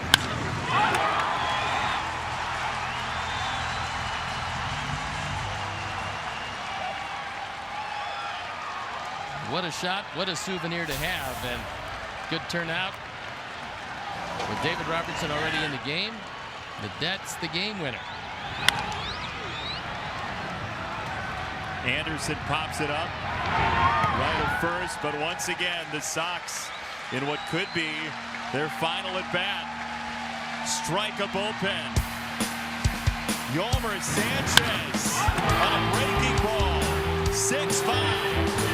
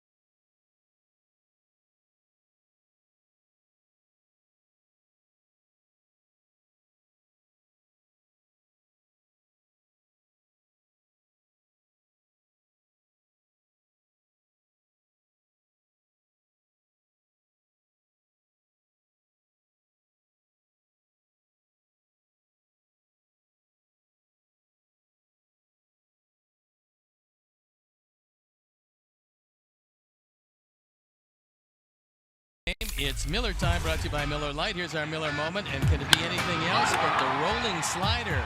Rolled on out of here. Yolmer takes it way back, drives home a pair, and the Sox have a 1-run lead. Home run number 13 of the career of Yolmer Sanchez. Lucky number 13. It could very well be a game winner, though the Rangers do have a lot of thunder on their bench right now. And Rougned Odor has grabbed a bat to pinch hit for Pete Kozma here in the 9th. Mazzaro in the on-deck circle, so it was a very left-hand heavy bench. And we're going to see him with the game on the line here in the 9th. Joey Gallo still available as well. All three on the bench, dangerous hitters. So Rougned Odor, who homered yesterday in the 8th inning. Rangers' last base runner was in the 5th. That Lucroy 2-run hit, which no longer can be a game winner.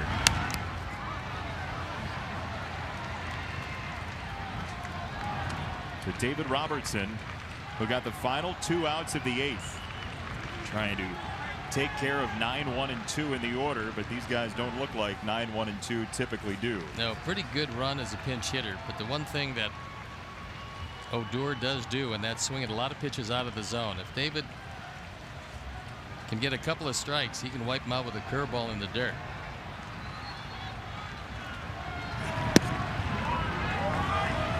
If Odor goes the opposite way on the infield, he's going to very likely have a single, because there's not a whole lot of cavalry for Matt Davidson on the left side.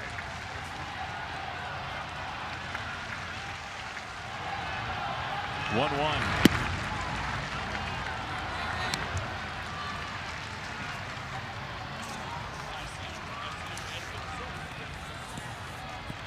David Robertson,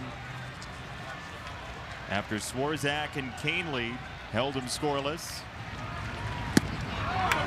There's a strike, 2-2.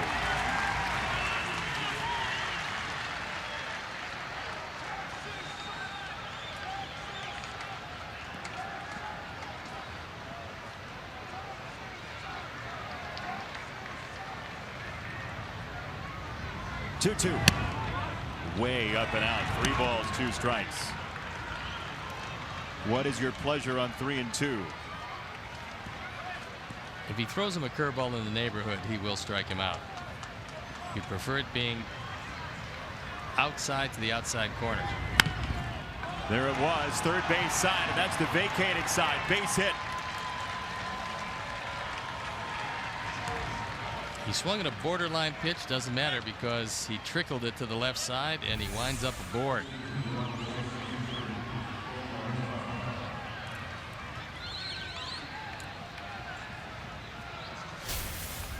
So Nomar Mazara will be the hitter with Odor at first. Mazara hitting for DeShields. And Delino DeShields has had a nice year. He's a right-hander, though, and Mazara certainly has more power in the bat. But the speed you might want as the lead run. Got to tie it first. Mazara has yet to get a hit as a pinch hitter this year. He takes strike 1. His first hit of this series was an 8th inning 3-run triple in yesterday's Rangers win. And here's something you want to get in the habit of doing. If you're going to be a bench player with a chance to hit late in the game, you better observe the umpire all the way along to figure out where he's calling it. In the case of Mazara coming off the bench late, he looked back at Eric Cooper after the first pitch, which had a little piece of the upper part of the plate. However, those pitches have been called all day, and if you're watching from the bench at the time where you might get your opportunity to hit, you already know what zone is going to be called. Foul at first, 0-2.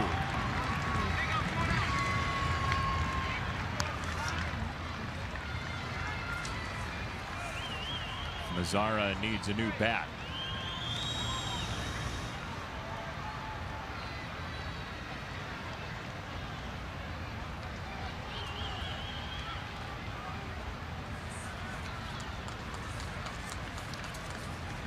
Nomar Mazara, who came up at age 20,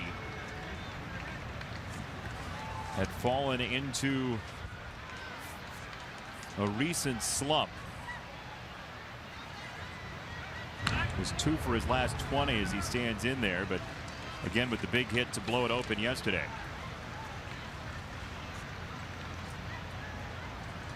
Odor with 9 steals, been gunned down 4 times. He's got a huge lead at first base. David slides home with a ball on Mazzara.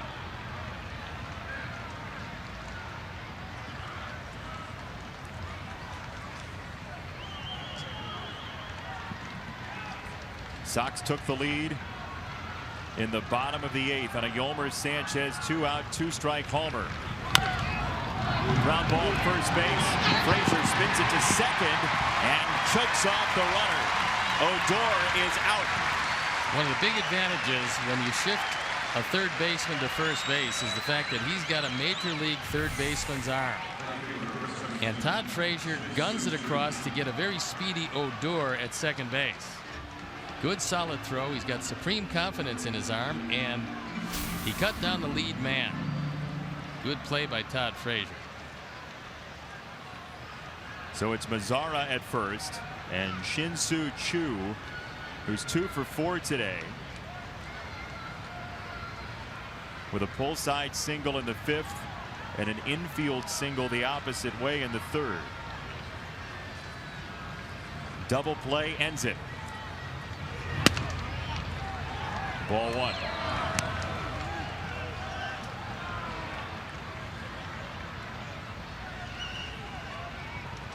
Choo's grounded into 12 double plays this year.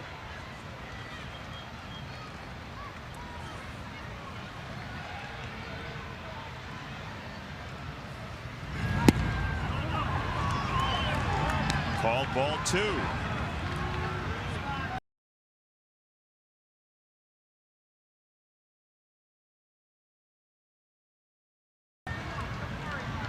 To the winner goes the series. Each team has taken 1. 2-0. Choo grounds it foul at first.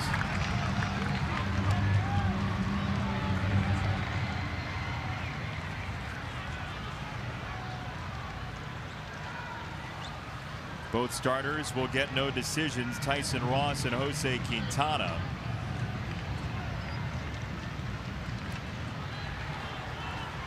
Q's defense struggled today. Only went 4 1/3. 3 earned runs on 5 hits. 2-1. Fouled away by Choo. 2 balls, 2 strikes.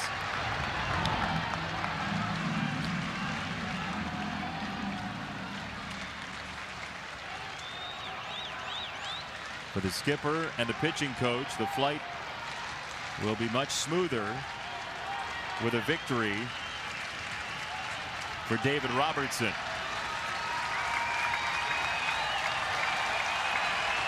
Mazzara at first. Check swing, ball low.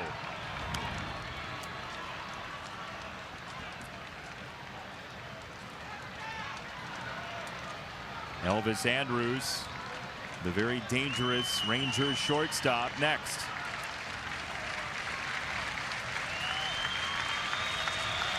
"26 pitches into the outing. Robertson heaves it onto first." Got to keep him close. I would be surprised if he's going. Jeff Bannister has shown to be an aggressive manager. This would be very aggressive because you got a guy with only 2 stolen bases and he's got no lead. He does not go. The 3-2 pitch is lined to third. 2 down. That time Matt Davidson was making sure he didn't throw it away and took his time to get it across. Fortunately, as the only man on the left side of the infield, the line drive is hit right at him. Then flips it across, but not in time.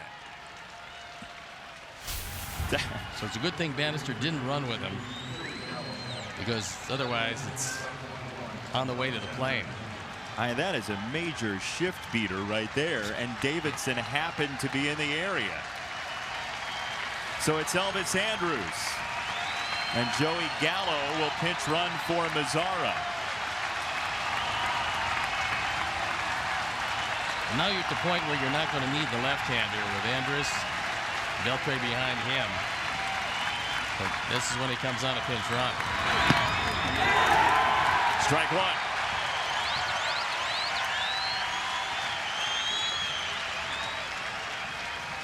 Gallo 5 for 5 in stolen bases.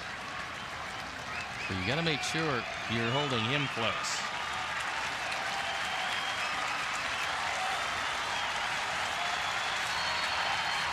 Oh, wow. Fair ball down the left field line. Gallo to third. Tony Beasley stops him there. Second and third for the Rangers. Adrian Beltre coming up.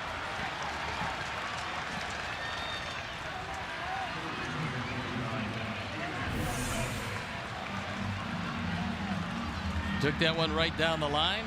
And you see Davidson off the line as that one scoots by him. Gallo thinking about scoring here, but realizing with the arm of Melky, you might as well pull it up. So Elvis Andrus into scoring position. Beltre the batter, and the question is, do you want to face Beltre or Gomez? And I think the answer is going to be Gomez. Beltre is not going to need that guard because he is on his way to first base. There's no place to put Gomez, but he's very unlikely to walk anyway. You're not that concerned with the control of David Robertson. He's been in this situation many times. So you take your gamble. Against Gomez, who is a good hitter, just not near the run producer of Beltre. 4 hits in the series for Gomez. Strike one. Well, Gomez swings at just about everything, and he struck out this year in the neighborhood of 37–38% of the time. That is a huge amount of strikeouts.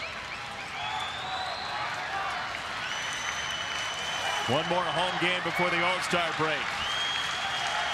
It's been a wild one. Gomez foul. Breaks his bat. He'll need another. With a good enough curveball, he could get a bat with a hole in it. It won't matter. It's a good enough curveball. It's strike 3 and end of the game.